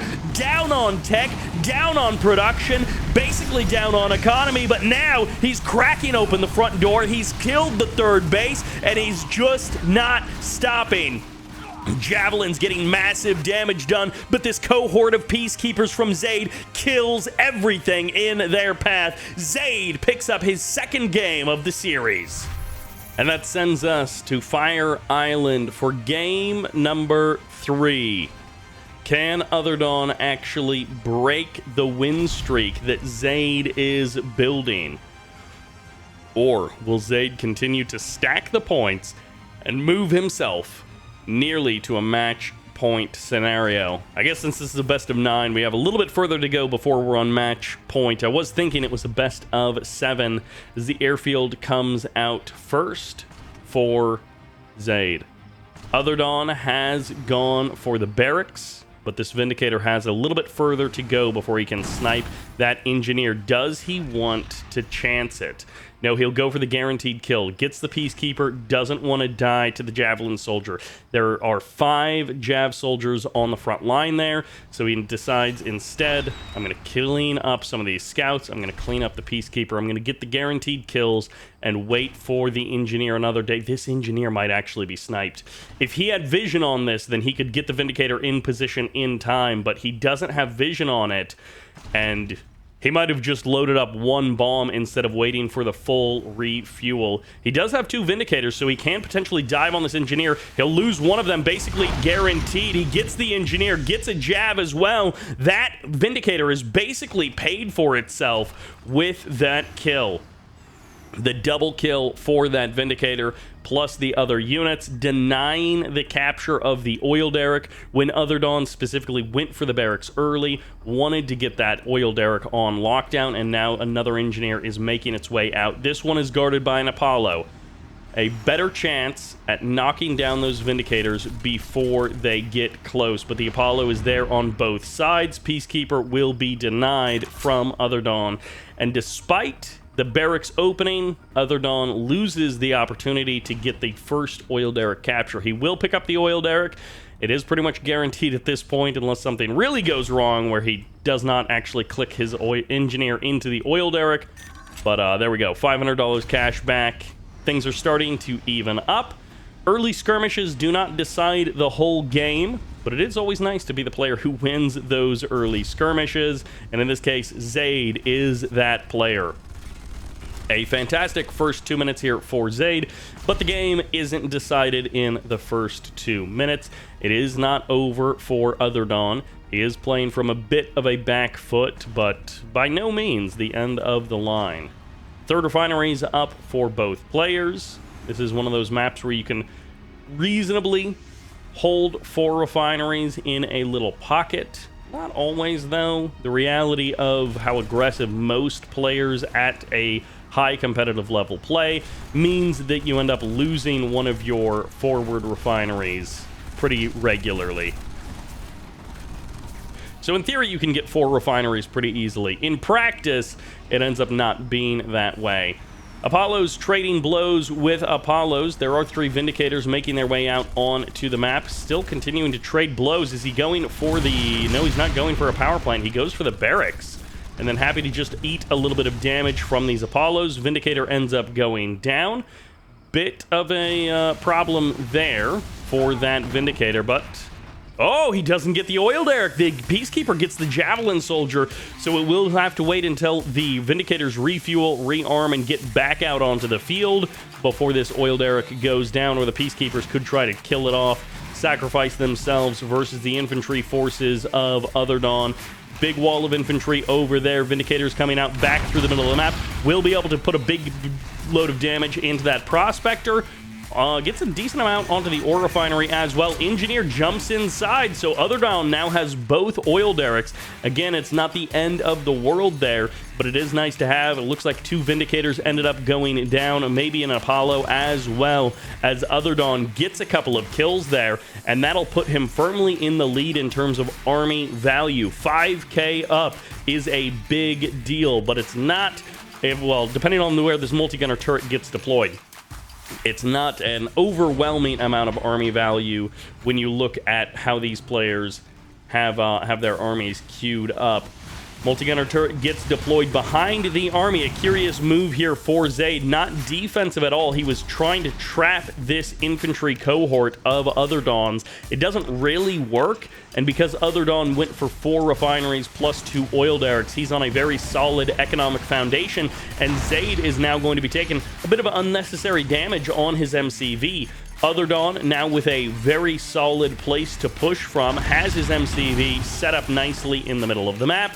And of course, in an allied mirror, it isn't really imbalanced to do this because both players can do equal things. But this is a very strong pushing position. This is one of the reasons why many factions don't like playing against allies on Fire Island because of this corridor and the MCV position that it allows you to have. And if Zaid manages to turn this game around from here, he's going to get the engineer in for the instant heal on that Conyard, immediately loses 25% of the HP anyways, and the Vindicator ends up surviving barely. He is on fire as he lands with only his 2 wheels and nothing else left. It's just a guy in a cockpit and 2 wheels beneath him as the Peacekeepers push forward. Double multi-gunner turret is here from OtherDawn. If Zaid manages to turn this game around, that will be truly remarkable. We just pack it in and give him the trophy now. But OtherDawn has a chokehold on this game, up nearly 2K per minute in terms of economy, and he can break this refinery so that the Harvester can't actually rebuild. As another engineer is being sent forward, it'll get sniped by the Peacekeepers. Another shot needs to come out. No, he doesn't have time to get the second shot out. So there's the double heal on the Conyard. 1,000 credits spent healing this Conyard back up to full HP twice to get him back online, and the refinery rebuilds the Harvester. He gets the crush on the Javelin Soldier. That Harvester almost paying for itself. If he would have gotten a couple of Peacekeepers, he would have gotten the whole kit and caboodle, as there comes the Vindicators for another full bombing run against this MCV. One of the multi-gunner turrets gets broken, but guess what? There are 2 more to take its place, as the MCV surely will not escape this time. The damage is too much, and Zaid has been defeated. OtherDawn puts a point on the board and shows that he is no slouch. This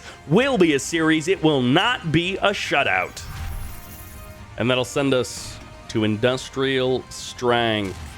Game number 3 of this series was on Fire Island. Game number 4 of this series here on Industrial Strength. Once again, we've got an allied mirror matchup between these 2 players. And, I mean, they're bringing the entertainment value, so I am not upset about it, as OtherDawn and Zaid just knock down a bunch of these buildings. Okay, OtherDawn does not want to deal with the garage. He doesn't want any kind of coin flip scenario about it. He wants to get the kill. The Peacekeepers of OtherDawn should be able to knock down the Peacekeeper of Zaid. Ooh, a little bit dangerous for that Jav to run that close to the Peacekeeper, but there were more than enough troops nearby from OtherDawn that he would have been able to get the kill. Peacekeepers continuing to push forward on both sides. Zaid in the north, OtherDawn in the south, and there goes the garage, finally knocked down completely by OtherDawn. So we do not have that factor to worry about. And in a mirror matchup, it can be a bit coin flippy. Obviously, with allies, you've got a lot of aircraft focus. I mean, in that last game, it wouldn't have made any difference at all whether someone had a garage or not. But OtherDawn, in this case, doesn't want to fight over it. He gets the elimination. Barracks of OtherDawn does end up going down, but all of the Peacekeepers of Zaid get eliminated. Despite that, they're on even value of even army value. Both players producing quite a few Peacekeepers here in the first couple of minutes of the game, and the MCV is moving to the middle for Zaid. He is not going for a typical third refinery, and neither is OtherDawn. Both players aimed at the middle of the map. Tons of Peacekeepers. 4K of army for both players, and most of that is in Peacekeepers. A couple of Javelins here or there for each side, maybe. But the Peacekeeper from OtherDawn is going to try and shut down the Javelin. It's not fast enough before the Javelin breaks the building. He doesn't go for the full kill. He just gets just enough damage to eliminate it as a building that can be taken over. MCVs now moving their way, slogging their way to the middle of the map, ready to trade blows as battering rams, perhaps. Slow movement, and Zaid is going for it. He may not commit all the way in. He may just run into the base and then escape out the north side, since he does have that Javelin Soldier to break down walls. I do also love that Zaid has the dog on the high ground just to make sure that there isn't anything up there. And this Jav is going to be going for the kill on the buildings while the Peacekeepers try to hold the line. Zaid not bringing all of his Peacekeepers into this fight. He's a little bit worried about what's going on in the south, trying to shut that down from OtherDawn. And now OtherDawn, I think, has enough Peacekeepers here, to clean his own main base. He loses the fight against the veteran Peacekeeper.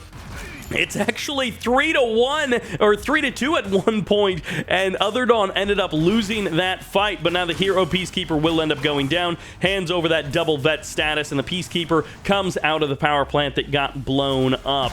OtherDawn deploying his buildings into Zaid's base from outside of the walls, and now Zaid has to try and turn this around. He lost his entire fighting force on the other side, but he got the power plant, and that is what matters most, because that power plant cleaned up this multi-gunner turret. It made it useless in those first moments of the game, and now a multi-gunner turret gets deployed by Zaid.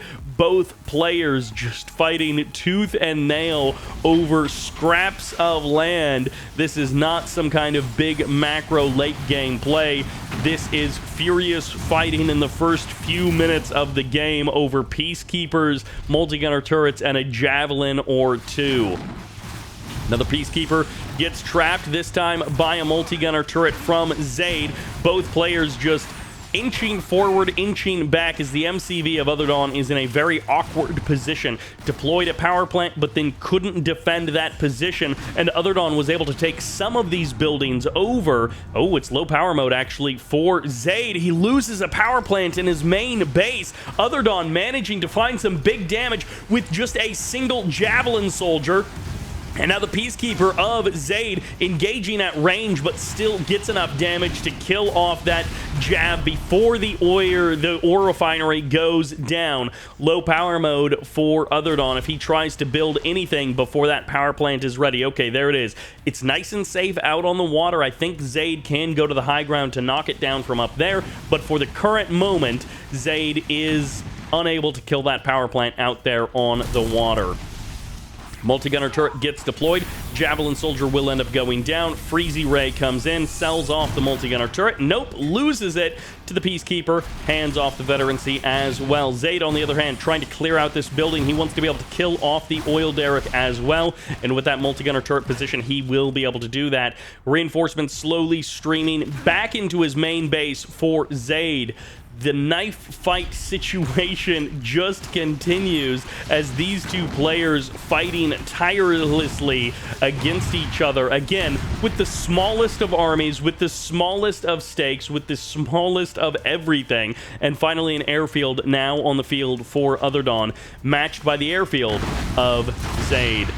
Double Vindicator bomb drops, but not enough to actually kill off that power plant, as the Vindicators will now refuel and rearm. They're going to have to do something about that multi-gunner turret. Good choice to laser lock down the MCV, but it will draw the attention of the Vindicator of OtherDawn, and now OtherDawn has lost his position. He's still in range of this infantry army that's two heroic Peacekeepers that can reach the MCV from that position.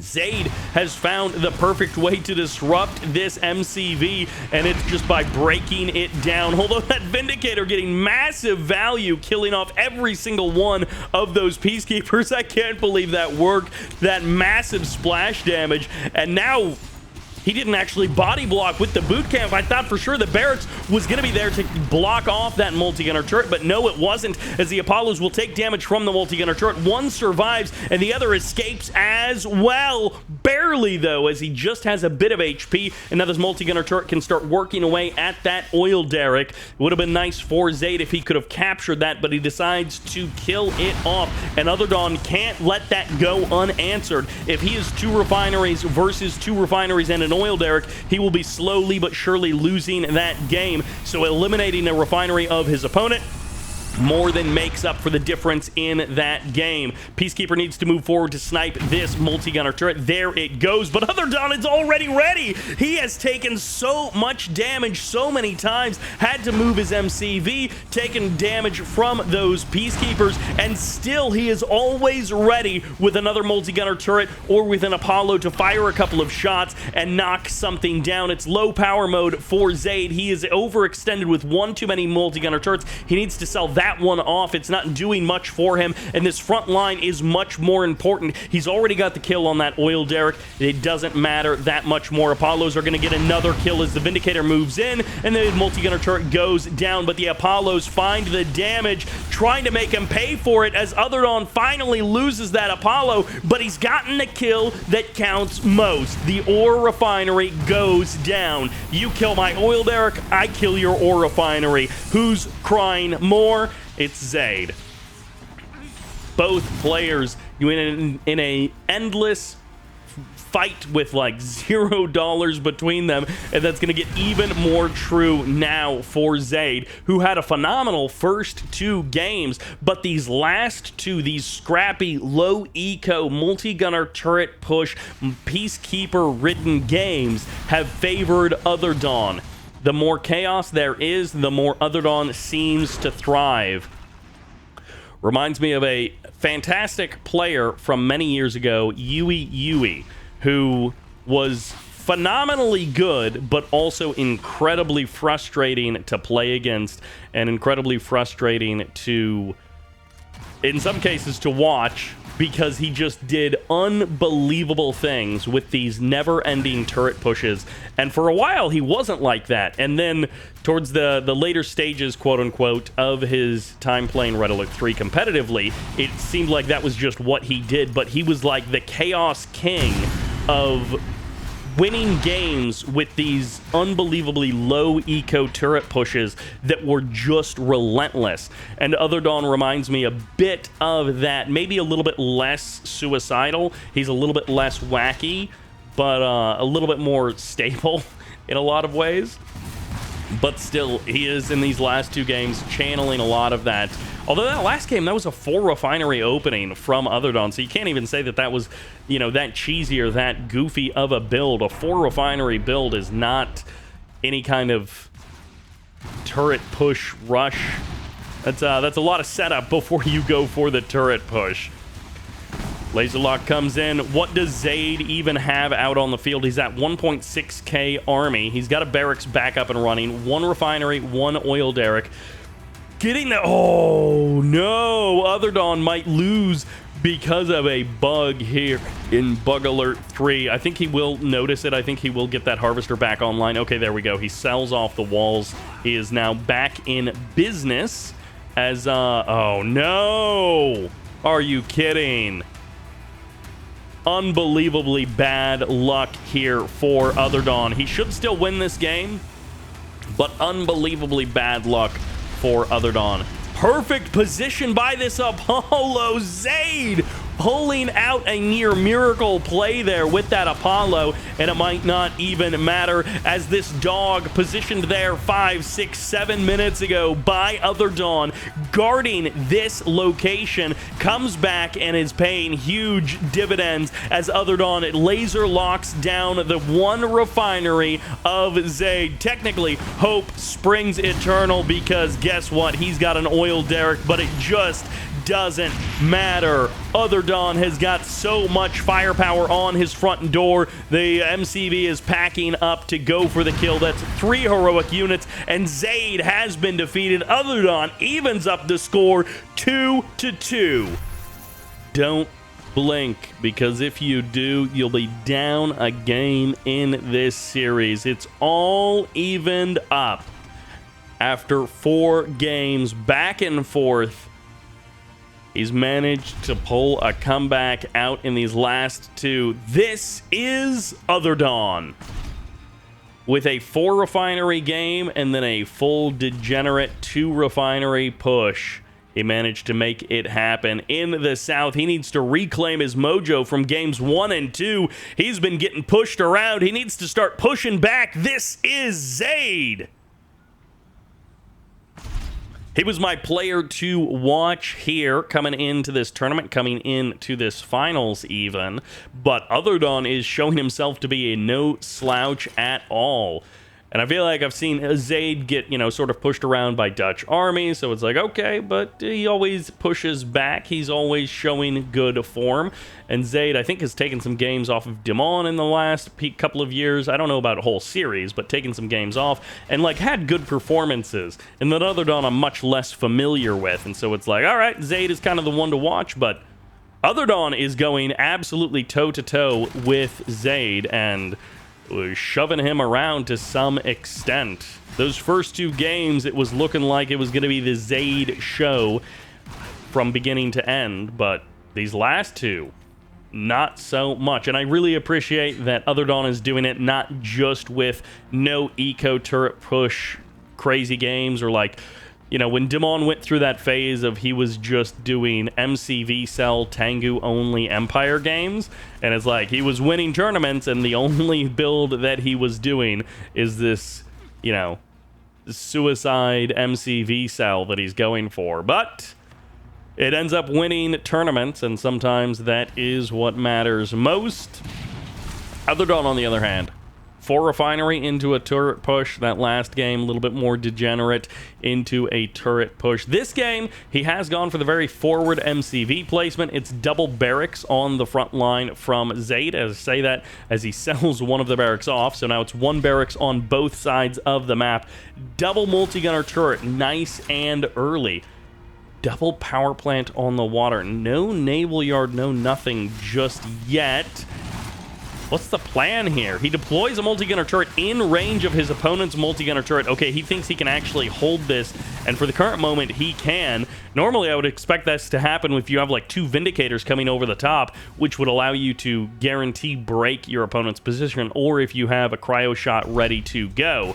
But in this case, he just deployed it and he said, nah, I'd win. And then he did actually win as the Javelin gets a couple of extra shots off here. And OtherDawn is going to get pushed out of this position. He still doesn't get the multi-gunner turret.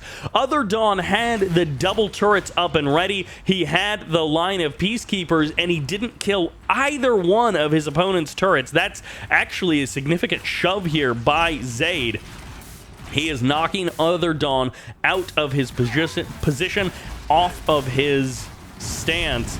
MCV is just fully pushing forward, and the multi-gunner turret ends up falling. This double barracks opening from Zaid is paying huge dividends here as he completely disrupts OtherDawn. And yeah, the refinery may end up falling, but the Javelin actually survived. I thought the MCV was going to get the crush, and no! OtherDawn just can't find the angle. 4,800 plus the refinery, 6,800.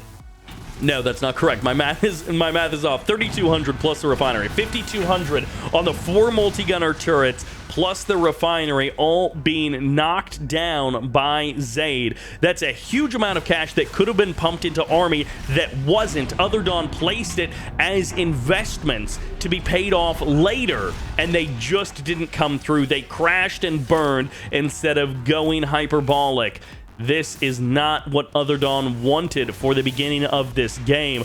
All of his setup, all of his prep and infrastructure, it means nothing. It is 5 grand down the drain. OtherDawn is up 1k total resources gathered against his opponent, but he's lost way more than that in multi-gunner turrets and in refineries.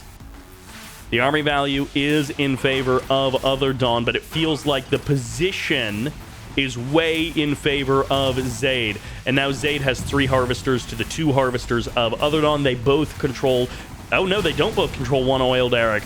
Zaid has lost his oil derrick, and OtherDawn maintains his for the current moment. Multi-gunner turret gets deployed there. OtherDawn rebuilds his immediately. Zaid maybe a little bit slower on that. Refinery, 2875, 750, 28,500. So Zaid is now harvested more from that refinery location than OtherDawn was able to. Power out for only a moment, but it's enough for that multi-gunner turret to get broken as OtherDawn falls apart on the front line. His Peacekeeper now getting to work. The cryo shot came in, a magnificent decision there by OtherDawn to pull that Peacekeeper in across the map, and he manages to get the kill with it. There's the crush from the Harvester, and back to work you go as it is 3 refineries to 3 refineries by OtherDawn. He has got the high ground expansion now up and working for him. Zaid needs to get this up and running at some point to keep ahead of the game, because it's one oil derrick versus none oil derricks. And of course, Zaid knows that the cryo shot was already used by OtherDawn, which means it can't be used here on the front line. Let's see if OtherDawn's investment in sniping that harvester is going to pay off, because that cryo shot allowed Zaid to break open the front line. Vindicator comes in, but it's only one Vindicator, so it's not enough to break down that multi-gunner turret. But again, the Vindicator survives that first wave. Multi-gunner turret will be broken on the front line here. OtherDawn sends the cash, spends the cash for the engineer, gets the MCV back up to full health. That does occupy his build queue for just a moment. It's an extra 500 bucks that he doesn't have in a Javelin and a Peacekeeper on the front line. Peacekeeper, no, he's going to sell off the power plant, as that Javelin might have been blocked from actually killing off the power plant by the wall. But then, of course, you can target down the wall, and a couple of more Peacekeepers go down to the bomb drops of those Vindicators. Oil derrick still online, so all things being even, OtherDawn will have the better economy, but it's not better by a whole lot. And of course, OtherDawn may end up taking a bit of damage. We'll see if Zaid is able to sneak out any kind of attack or harassment onto the other side of the map. Building taken briefly there by Zaid as he's trying to break open this front door once again. He has pushed OtherDawn so far back, but Zaid still hasn't taken his own high ground refinery behind this. He does have Vindicators moving out, and now he's going to see this is why OtherDawn is still in the game. This is how OtherDawn has been able to hold on in this way. Vindicators are just going to have to drop their bombs. You can see the timing there. He is timing it so that the damage of the Vindicator bombs splashes onto the ore refinery as well. The health of the harvester, the health of the refineries, they're in part tuned around how many bombs can drop. There was a deliberate move by the developers to make sure that a harvester or a refinery cannot be sniped by one single volley from a load of Vindicators. You need more than one airfield worth of Vindicators to break it. And again, OtherDawn has absorbed one wave of attack from those Vindicators. Zaid trying to make a payment towards future value by targeting down that harvester on the high ground. And in this case, it means that he did not have the frontline defense ready to go. OtherDawn pushes Zaid back. Another engineer moving forward, another wave of attacks going out. These Vindicators, they're going to wait. No, they're not. They're going to drop their bombs and they're going to call it a day. They don't even stop to kill off the harvester. They don't split their bombs or anything. These Vindicators represent $4,800 plus the $1,000 for the airfield. Again, $5,800 not represented in the land army, the infantry, the multi-gunner turrets of Zaid. And this is OtherDawn's opportunity to try and push in here. The MCV's at full health. Cryo shot not going to be coming in for either side just yet. Multi-gunner turret gets deployed by OtherDawn there on top of that third refinery in the water. Peacekeepers break open the front line, but the naval yard is now out. That means Riptides can come into the fray in the next minute or two. Vindicators will return fire, this time from the side of OtherDawn. He gets two volleys off with his own Vindicators before the airfield gets busted. One dies on the deck, the other is in the sky, and Zaid wants to buy time. Riptides are the secret. Riptides are the next stage, and he doesn't have a single one queued. Instead, it'll be Peacekeepers crossing the bridge, getting the kill on the oil derrick. Zaid has let these economic advantages stand for too long, and he is finally rectifying that now. Cryo shot going to be coming in, and it's a cryo blast actually on top of the airfield, and he gets the Vindicators on the deck. Two of them go down, and that Peacekeeper gets his money. He gets the absolute massive kill streak of a power plant, a Vindicator, and an airfield all frozen down solid, ready and waiting for his shotgun to break them to pieces. Oil derrick targeted down, but it's not dead yet. OtherDawn can still save it. The absolute fist fight between these two players, 3 games in a row. Low economy these last 2 games. Neither player really getting a solid setup. Vindicators not needed here as the Cryoblast comes in from Zaid. He splits his opponent's Peacekeeper army, and then that allows him to crack open that multi-gunner turret. Once again, the MCV healed up to full. That's 1,500 in credits spent on engineers to heal that MCV back up to full, at least by OtherDawn. There's 3 engineers that I know of, and it looks like 1 or 2 engineer on the Zaid side of the map. One of these adjustments that doesn't commonly get made, or did not commonly get made in previous games, you would see in some series, in some games, players would use engineers to heal up their MCVs, but it was generally considered to not be high enough value. The engineers were considered to be too expensive in most cases to be worth healing up your MCV that way. It would happen, but we've seen it more in this tournament series than perhaps all of the tournament games that I've casted before this point. It just doesn't happen that much. Multi-gunner turret on the front line for OtherDawn. Zaid has his own queued, ready to go, but with the Vindicators being available for both sides, it does mean that breaking those multi-gunner turrets is infinitely easier than when you just had infantry. Riptides are going to make this a much harder composition to crack open. Vindicators end up going down. Multi-gunner turrets still standing. Riptides still standing. MCV taking a ton of damage. There's going to be the Cryoblast. This will save OtherDawn. It might just crack open the whole game. He's moving forward. His Peacekeepers weren't quite in the prime position to knock down this army immediately, but he will move in moments later, trade back a couple of Riptides, or trade back a couple of Peacekeepers as the Riptides come in and the Vindicators get their bombs off.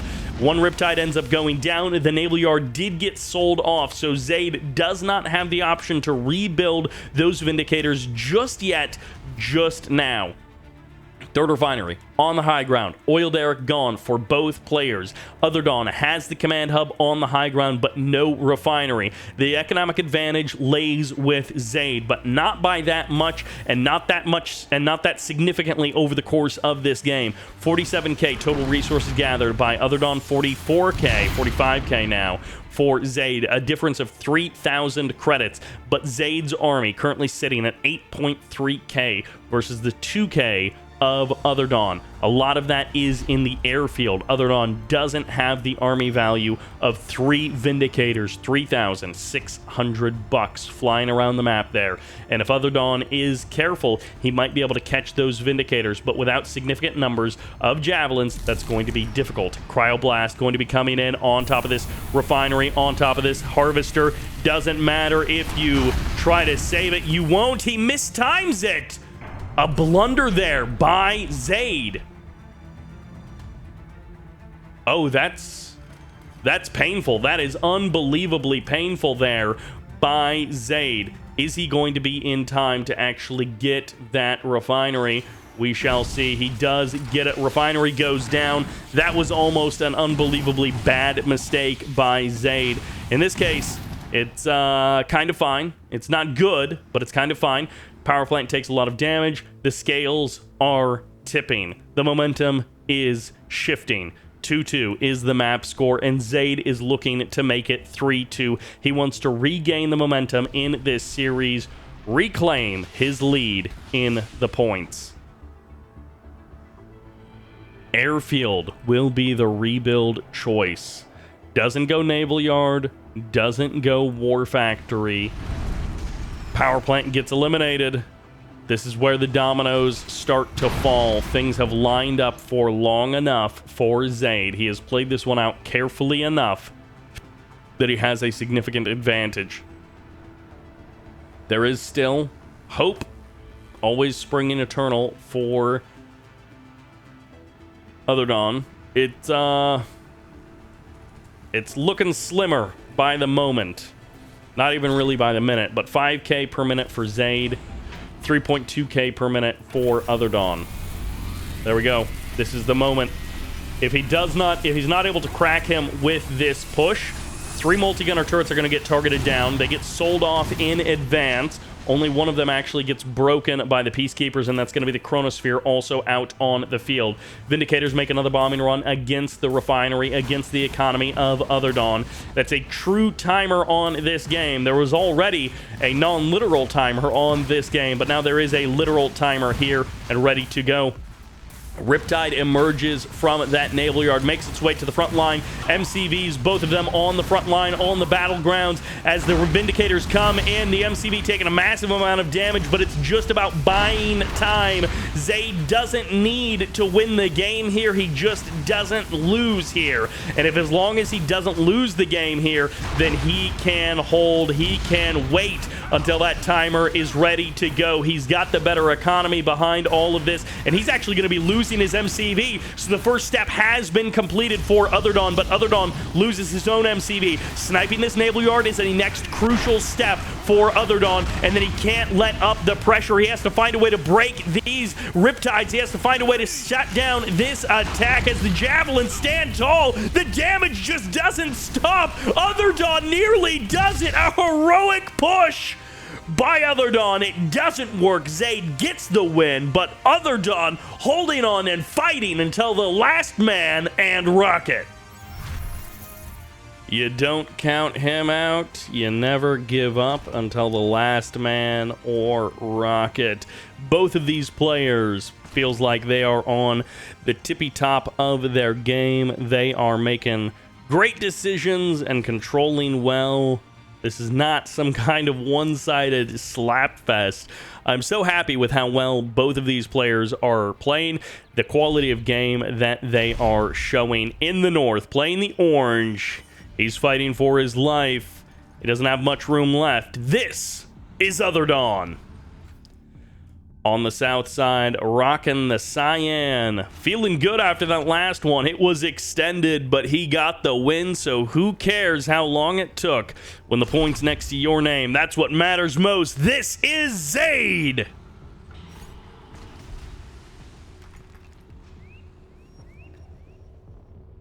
If I would have known that it was Zaid versus OtherDawn in the finals, I very well might have said, I don't really know those guys. I think I'm going to skip this one. I'm so glad that I didn't. Again, a big thanks to Edvin for suggesting some of the early games to catch in this tournament.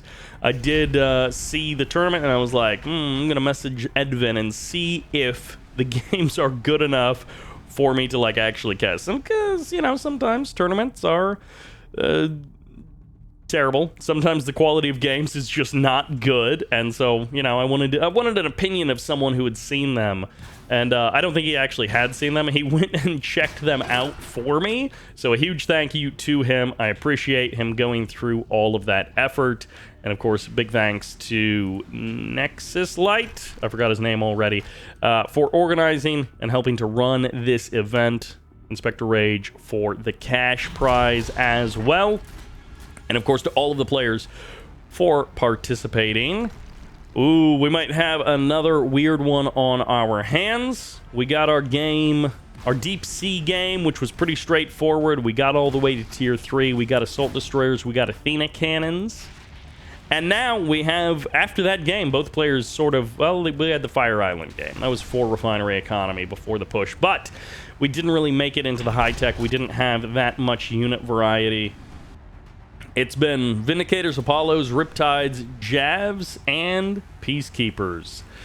Those 5 units have been basically the bread and butter of these games. I guess multi-gunner turrets, and although they're not a unit, but they have been part of the bread and butter equation of this game, as OtherDawn is just going to do massive damage basically for free to Zaid's MCV. This might be game ending if Zaid isn't able to save this. He is going to pack up. What does he deploy? It's going to be a multi-gunner turret on the front line, and OtherDawn has a decision point. Does he want to sacrifice units to try and get the guaranteed kill on this MCV? He does. He's going to lose a couple more for it, and now Zaid needs to get out of there because he is going to lose the fight in the long term as the reinforcements come in. The engineer gets added on to the mix, and everything gets cleared out by OtherDawn. Zaid leaves a power plant behind in enemy territory, and what is he going to do to make this game work?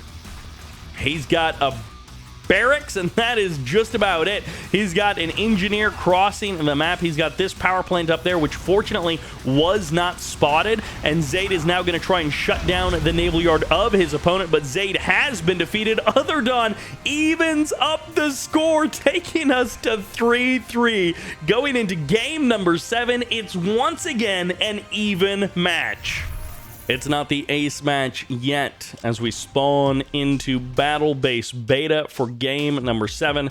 We are now getting dangerously close, and I mean, hey, if this was the best of 7 finals, we would be hyped about us getting to the ace match, getting to that final game.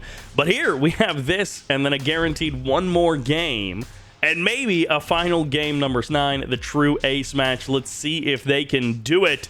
In the north, playing the Cyan. Got drop kicked in the last game. Can he bounce back? This is Zaid. Proving that game number 6 didn't bust his mental. This is OtherDawn. Great bounce back from OtherDawn. Sometimes in a series, here in Red Alert 3, in 0 Hour Kane's Wrath, in League of Legends, in whatever, you will have a game in a series which is a mental breaker. And sometimes it's those really tight games that either player or either team could win that go on for an extended period of time. And then whoever ends up losing that, especially if they are the underdog, it can just be a complete mental boom for the team where they cannot mentally recover from that point forward. Dog blocks the walls there, just being a bit annoying.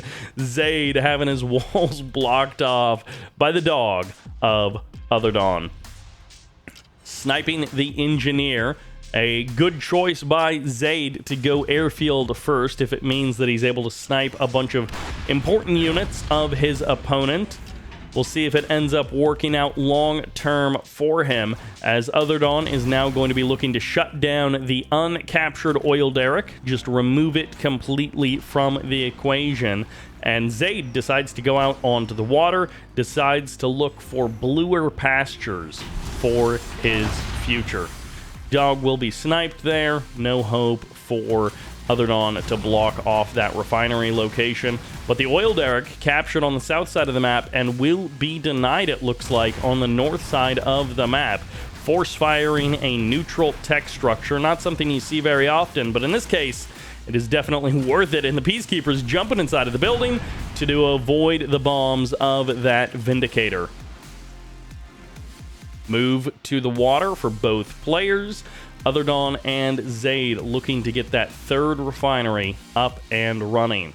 A little bit faster for Zaid. He skipped the barracks. He skipped all of the barracks production, skipped the engineers. So he has a little bit more cash to play with in terms of starting income. But the third refinery is up and running now for OtherDawn. So it's not that big of a difference. And over time, that oil derrick advantage will grow bigger and bigger for OtherDawn.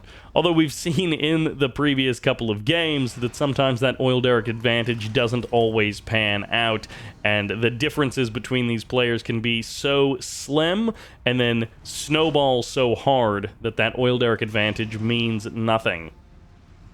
It really isn't a massive amount of cash that you get from those oil derricks. It does definitely help. It does definitely give you an edge, but it's not always a game breaker. No naval yard for Zaid or OtherDawn yet. Hey, naval yard for Zaid. No naval yard for OtherDawn yet. Hey, naval yard for OtherDawn. There we go. Up and running for both of them. Airfields, the priority for both players, of course. Playing allies, that is expected, and especially for Zaid since he went airfield first on this game. Ooh, Apollo does manage to escape.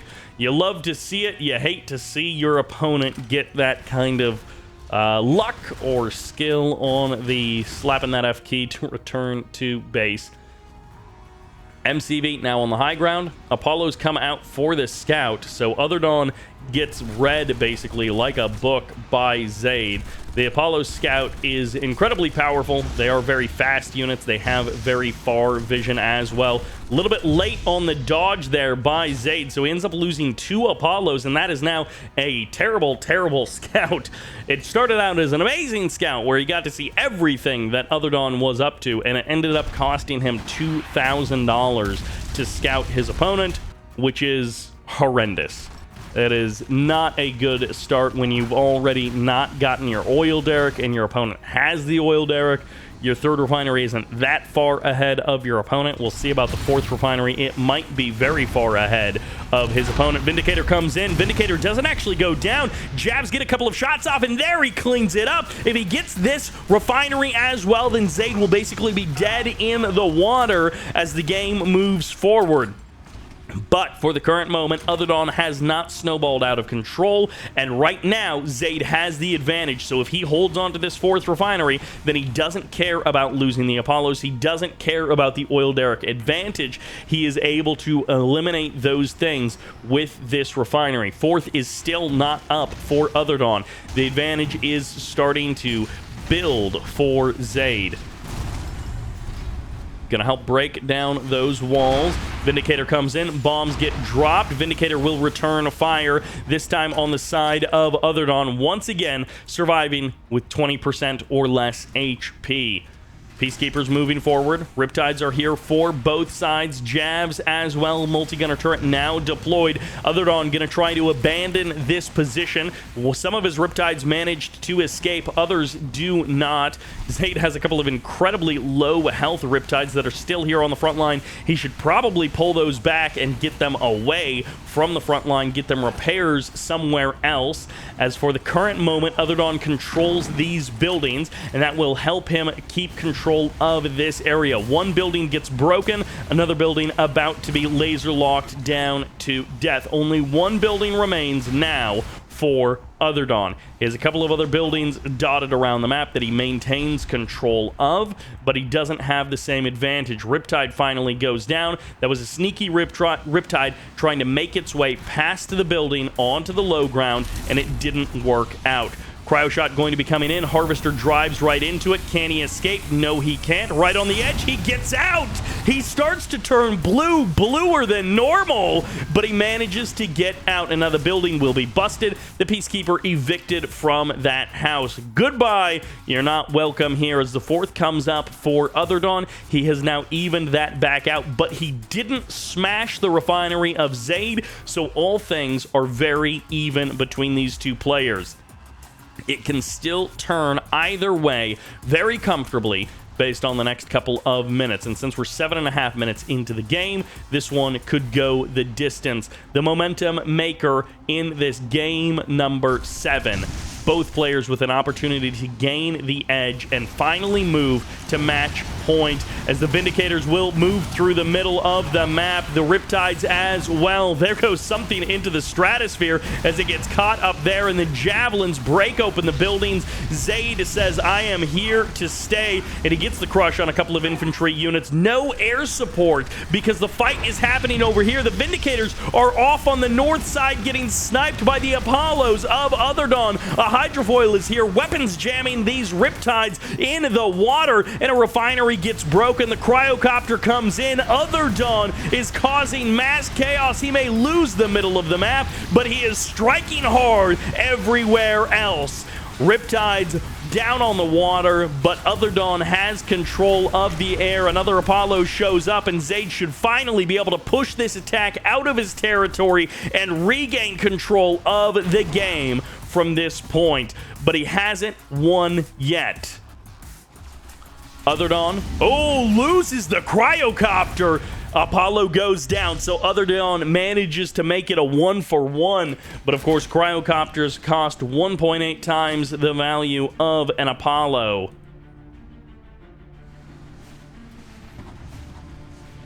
Riptide pushes forward just a moment there.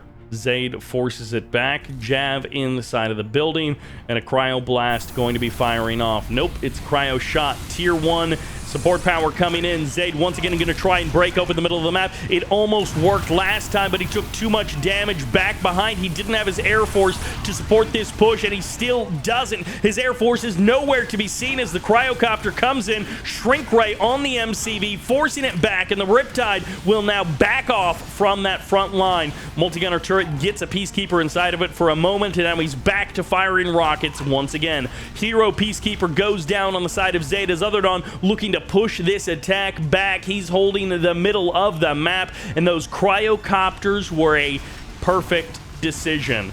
OtherDawn going for the Cryocopter nice and early, pushes Zaid back, gets some kills with it. We'll find another Harvester here, forcing Zaid to spend cash rebuilding Harvesters instead of on army units, but no, it will be an Apollo that makes it through the front line, not a Vindicator, as Zaid tries to shut down the Cryocopter Apollo Vindicator combo of OtherDawn. He doesn't get the Cryocopter. Vindicators move forward to the front line. Zaid finally has air support for his army in the middle of the map. OtherDawn escapes this Cryocopter low on health, still rocking and rolling, 5% HP, something like that, a very small amount of HP in that Cryocopter, and OtherDawn has just managed to maintain an economic advantage, sniping the Harvesters, shutting down the income of Zaid. Even though they're both on 4 refineries in theory, Zaid only had 3 refineries actually working for a couple of minutes of this game, plus the oil derrick advantage of OtherDawn.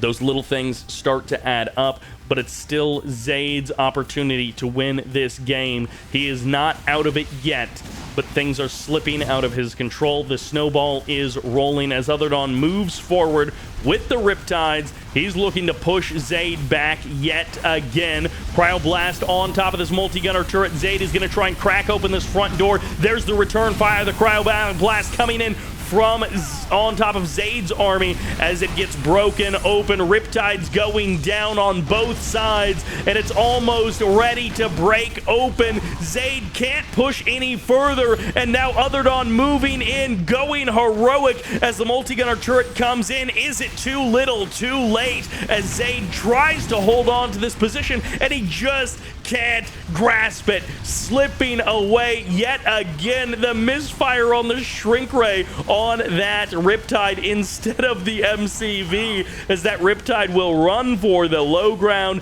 and the MCV takes damage from these units on the front line. OtherDawn has found the win. His barracks opener snowballing into the earlier Cryocopters, and now control over the middle of the map.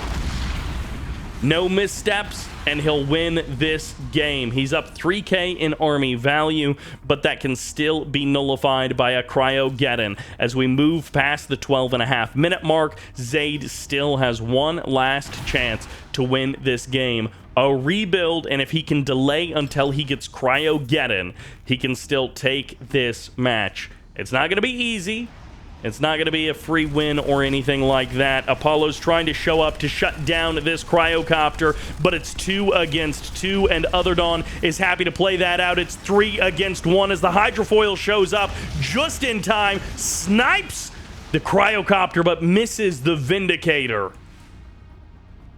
This refinery keeping Zaid in this game. If he didn't have that, if he hadn't gotten it as early as he had, he would have been dead by this point. He's still close to dead at this point, but hope springs eternal, and hope just got snuffed out as the Athena cannon makes its way onto the front line. It now got that much harder for Zaid to be able to hold on to this game.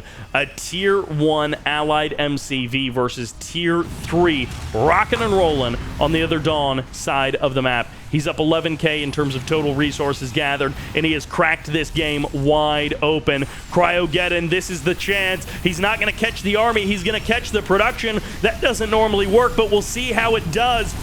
Vindicators will go down. Cryogeddon now looking to capture the army, and Zaid finds himself trapped in a freezy ice ray. His Riptides get out, but he's diving deep into enemy territory. He's going to be surrounded. He's basically gone suicidal as everything closes in for OtherDawn. He's just pushing in Riptide, Peacekeeper, Athena Cannons. Vindicators managed to catch a couple of the Athena Cannons out in the open, but OtherDawn is happy to make that trade. I'll kill off your Vindicators if it means my Athena Cannons can keep doing damage. Riptides go down, the Cryogeddon has fired off, and Zaid has nothing left to hold off this attack with.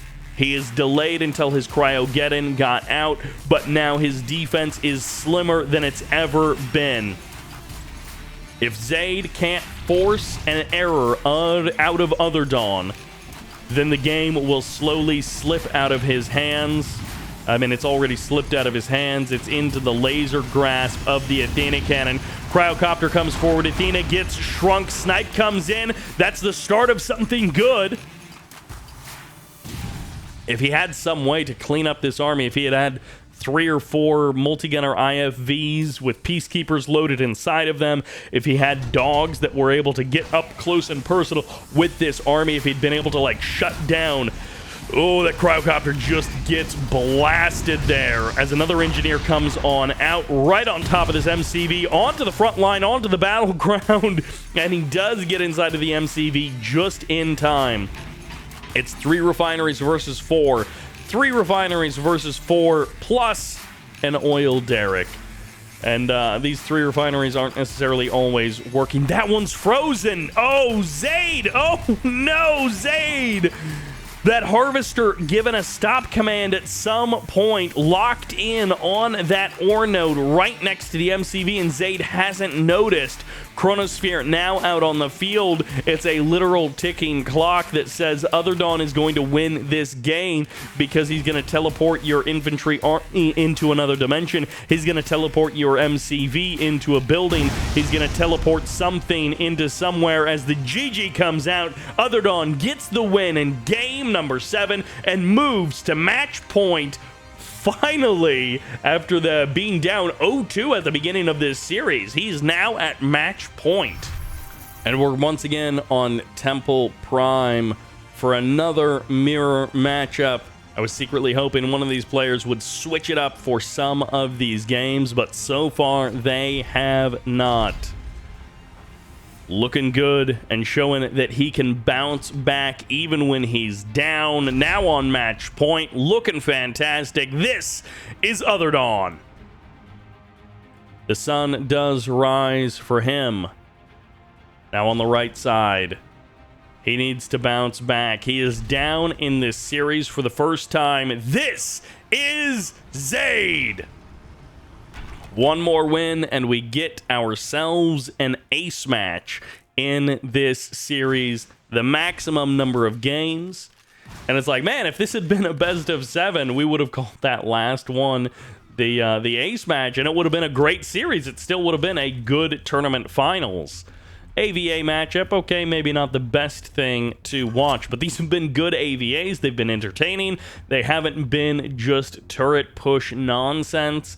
They have been a lot of skillful decisions and honestly some pretty good micro and some pretty good decision making as well. It's not the highest level Red Alert 3 that we've ever seen ever, but it's certainly not bad by any means, and I am more than entertained by this series. So if this had been a best of 7, I would have been extremely happy with this, and we would have called it done and dusted. But here we get an extra game, and we're looking for an extra 2 games to round out this best of 9, and for Zaid to put himself back on top in this series. As the dog comes through, Oil Derrick grabbed nice and early by Zaid, but it will be laser locked now by OtherDawn. And OtherDawn a bit later on the grab of that refinery, but it may end up being that that later Oil Derrick lasts longer than Zaid's earlier Oil Derrick.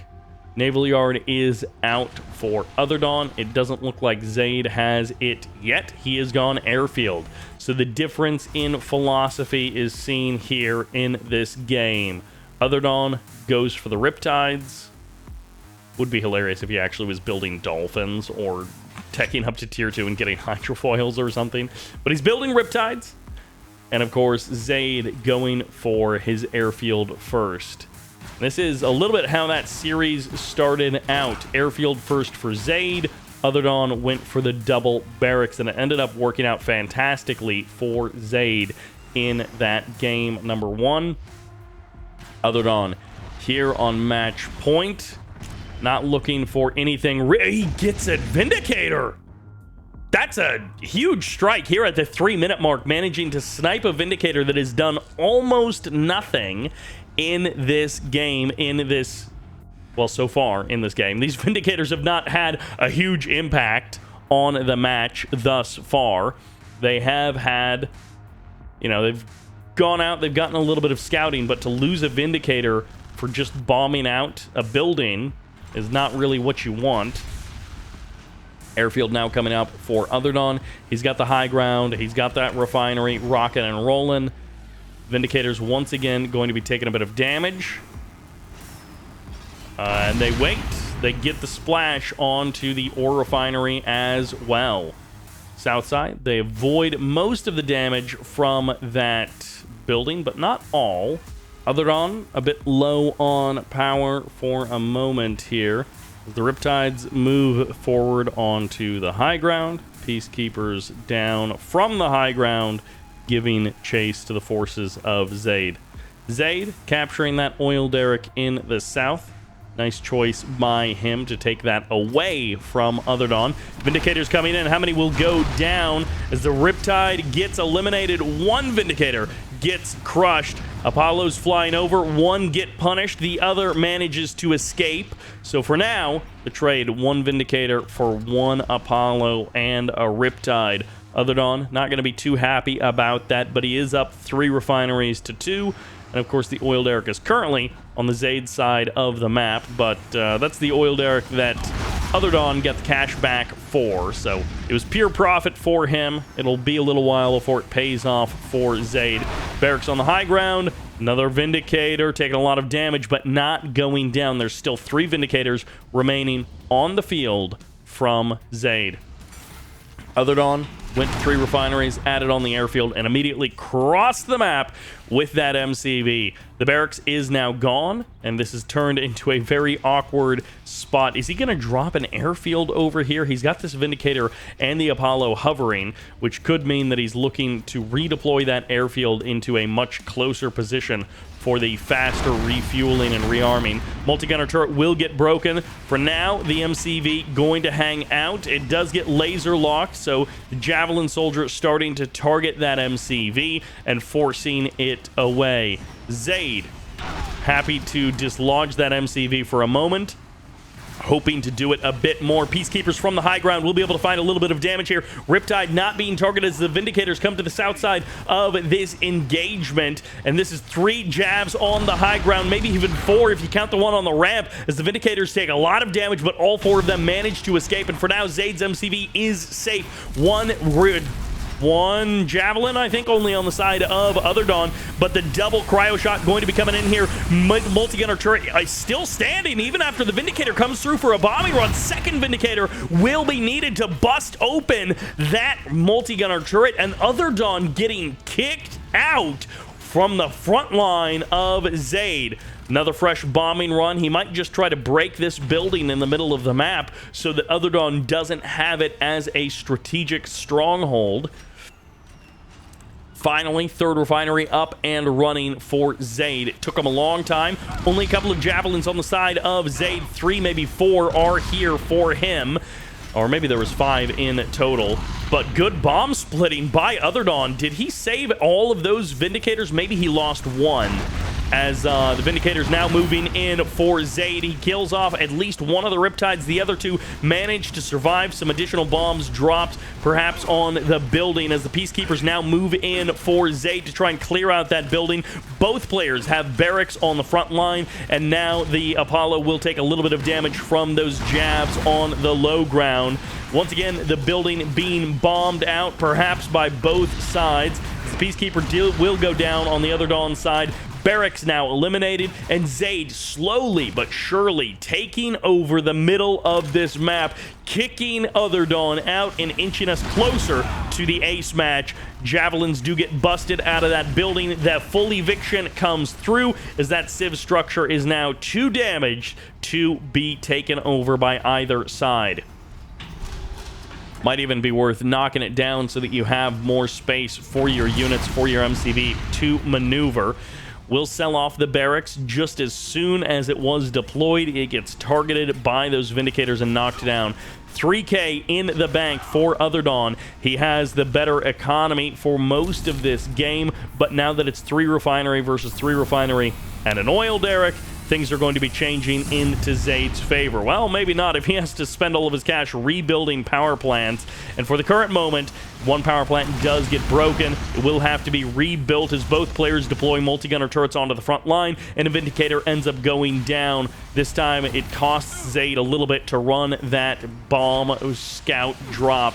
As Vindicators come through, another multi-gunner turret targeted down, but that's 2 dead Vindicators as big value found for Zaid. Riptide's looking to run up here, and Zaid knows that the cryo shot was just fired off, so he is standing boldly on the high ground here, not worried about that Freezy Ray coming in. Vindicator tries to drop some bombs, but he gets destroyed as once again the Vindicator's coming through, this time from the side of Zaid. He loses 1 there as the other 3 manage to escape. Airfield targeted down, and Zaid has now almost cracked OtherDawn completely as OtherDawn moves forward. 5 Riptides on the front line. MCV as well. Dog gets a bark off, 2 of them even, as they clear out the front line of Zaid, but Zaid gets the double crush. The destruction rally is coming through as the MCV is going for the kill, and the MCV of OtherDawn gets eliminated. And I don't even think he has a war factory or a naval yard to rebuild that baby, so both players are about to get blasted out of a build queue as 2 more Vindicators go down.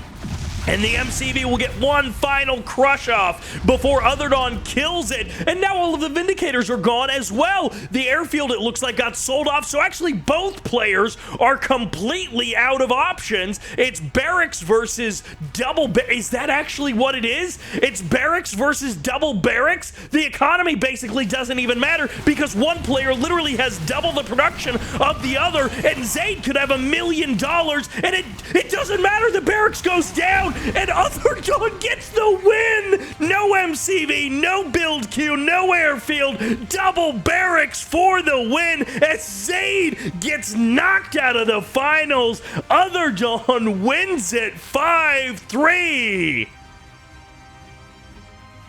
Congratulations to OtherDawn for winning for the win 91. And are you not entertained? This finals delivering, even though it was AVA all the way. Consolation to Zaid. He played so well for all of those games. Even in game number 8, it looked like he was gonna turn it around and send us to the ace match. And just barely wasn't. If there had been a barracks a little bit further away, if he hadn't sold off the airfield, this or that 1% ended up making the difference, and OtherDawn gets the win. Thank you all very much for watching. I hope you enjoyed it, and this is Sybert signing out.